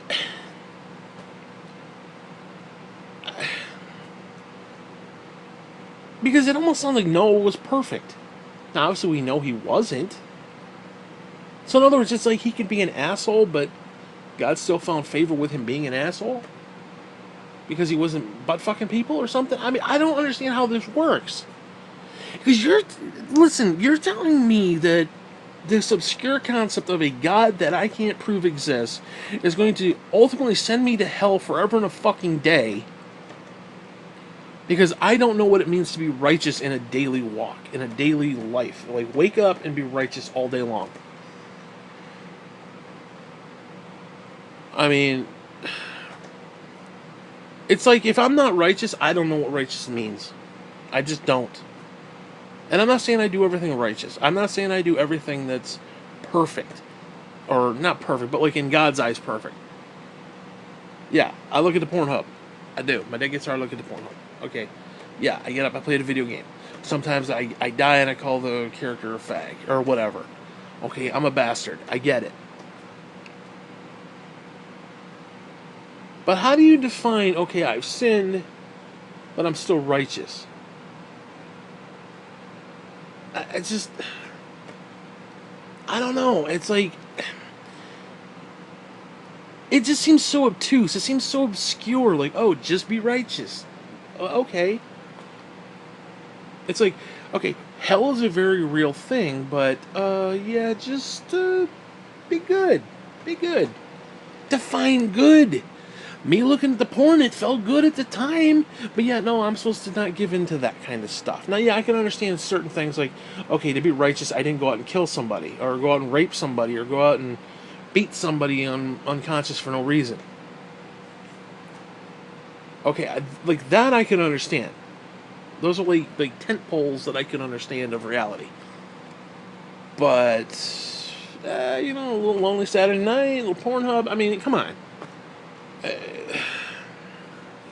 I don't know. Not everybody can marry their fucking sister, because it's, be fruitful, multiply. Not all of us have that fucking luxury, you know what I'm saying? Give me a break. Fucking bullshit. Let's see, Noah had 3 sons. That reminds me of that show, My 3 Sons. Shem, Ham, and Japheth. Larry, Curly, and Moe. Now the earth was corrupt in God's sight. Corrupt how, though? How is it corrupt? And full of violence. So, well, shit, man. If you're talking Nephilim as actual titans, yeah, it probably would be a pretty violent, fucked up place. God saw how corrupt the earth had become, for all the people on earth had corrupted their ways. So, I can still look at Pornhub and be righteous even though I've sinned. Now, have I corrupted all my ways? I don't think I've corrupted all my ways. I may have corrupted a few. Like, I'm going to go play a video game after this. Does that make me a bad person? Does God find favor in His sight? Even though I do stupid shit? See, again, it's like you're going to send me to hell for stupid shit, and then give me this arbitrary, just be righteous, just, you know, I don't know, man. That's irritable bowel bullshit right there. They corrupted their ways. Now it does say that the flesh, the flesh had been corrupted too, because they were fucking each other. The angels and demons and shit, everybody's fucking each other, and then going to war and killing each other and shit. God said to Noah, I am going to put an end to all people, for the earth is filled with violence because of them. I am surely going to destroy both them and the earth. So make yourself an ark of cypress wood. Dude, I'm going to put you on a fucking ark. I'm going to sail you away. No, I don't want you up here. Oh my god, dude. Dude, Daddy's trying to read the Bible. No, dude, Daddy, no, don't kiss Daddy. No, Daddy, don't kiss us. I lost my place. I can't read with you sitting on my face. Get your little face off my face. Let me read this and get it over with. I'm going to put an end to all people who fill the earth with violence, blah, blah, blah. So make yourself an ark of cypress wood and make rooms in it and coat it with pitch inside and out so it won't leak. I added that part. This is how you are to build it. The ark is to be 300 cubits long, 50 cubits, blah, blah, blah, blah, blah. Make a roof for it, leaving below the roof. Blah, blah, blah. 1 cubit around the side, the middle upper deck. I'm going to bring floodwaters to the earth and destroy all life under the heavens. Every creature that has breath and life in it.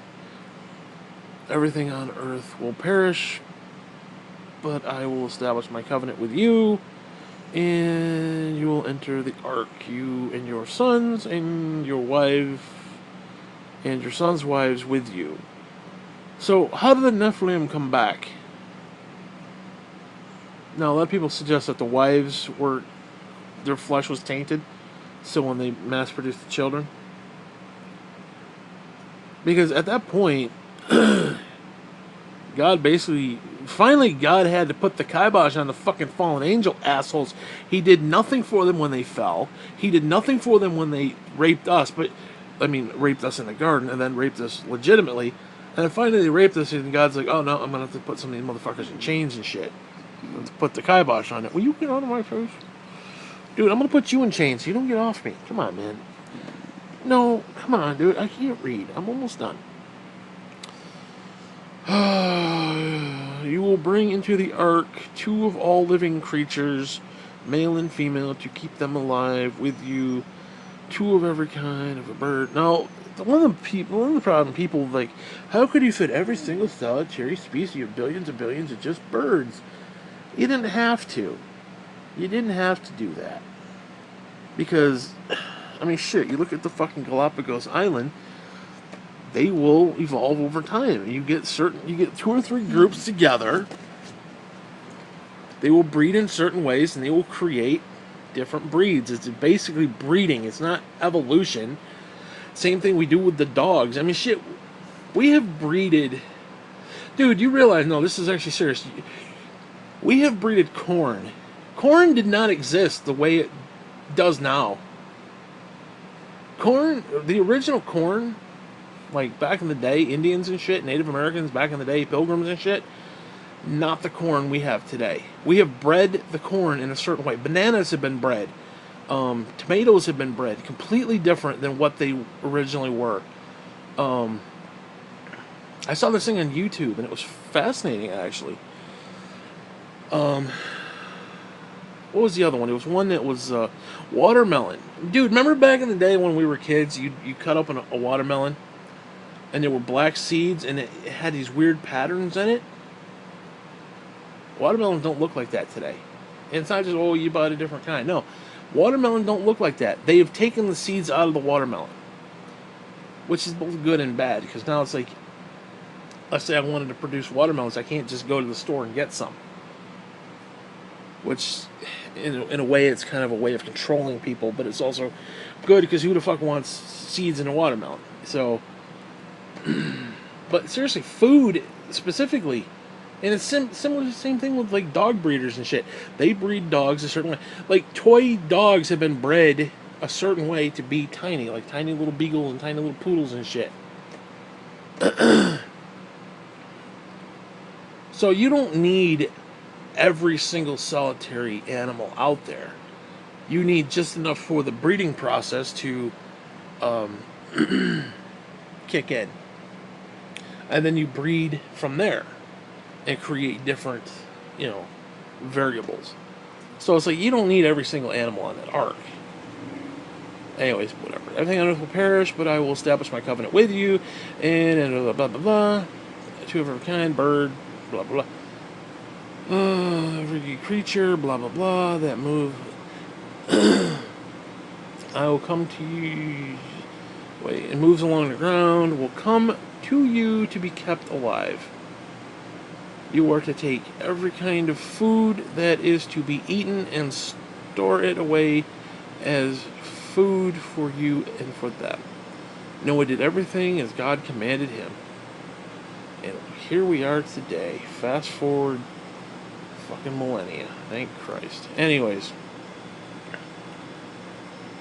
3-hour fucking clip. Reading the fucking Bible. Holy Christ. Now I'm depressed, dude. Realize this battery is 100%. I'm down to 10% now. 3.5 hour battery life. This tablet is fucking garbage. You gave me a fucking shitty ass tablet, sir. Fuck you. See, that's some shit God should be pissed off. That's not being righteous, motherfucker. Giving me faulty fucking goods. No, bullshit. God should be chastising your shit, not chastising me at every twist and fucking turn. He should be coming at you for giving me faulty fucking goods. Asshole. Things I put up with. Things I fucking deal with on a daily fucking basis. 3.5 hour battery life. Do you understand that? 3.5 hours of battery life. That's all I get on this tablet. So I gotta go charge it again. Fuck me. Anyways, you know what? I'm done. I don't want to talk to you anymore. Fuck you. Fuck you. And fuck them. And fuck everybody. You know what? You know what's also in another dimension? That came from another dimension just to talk to you. Fuck you.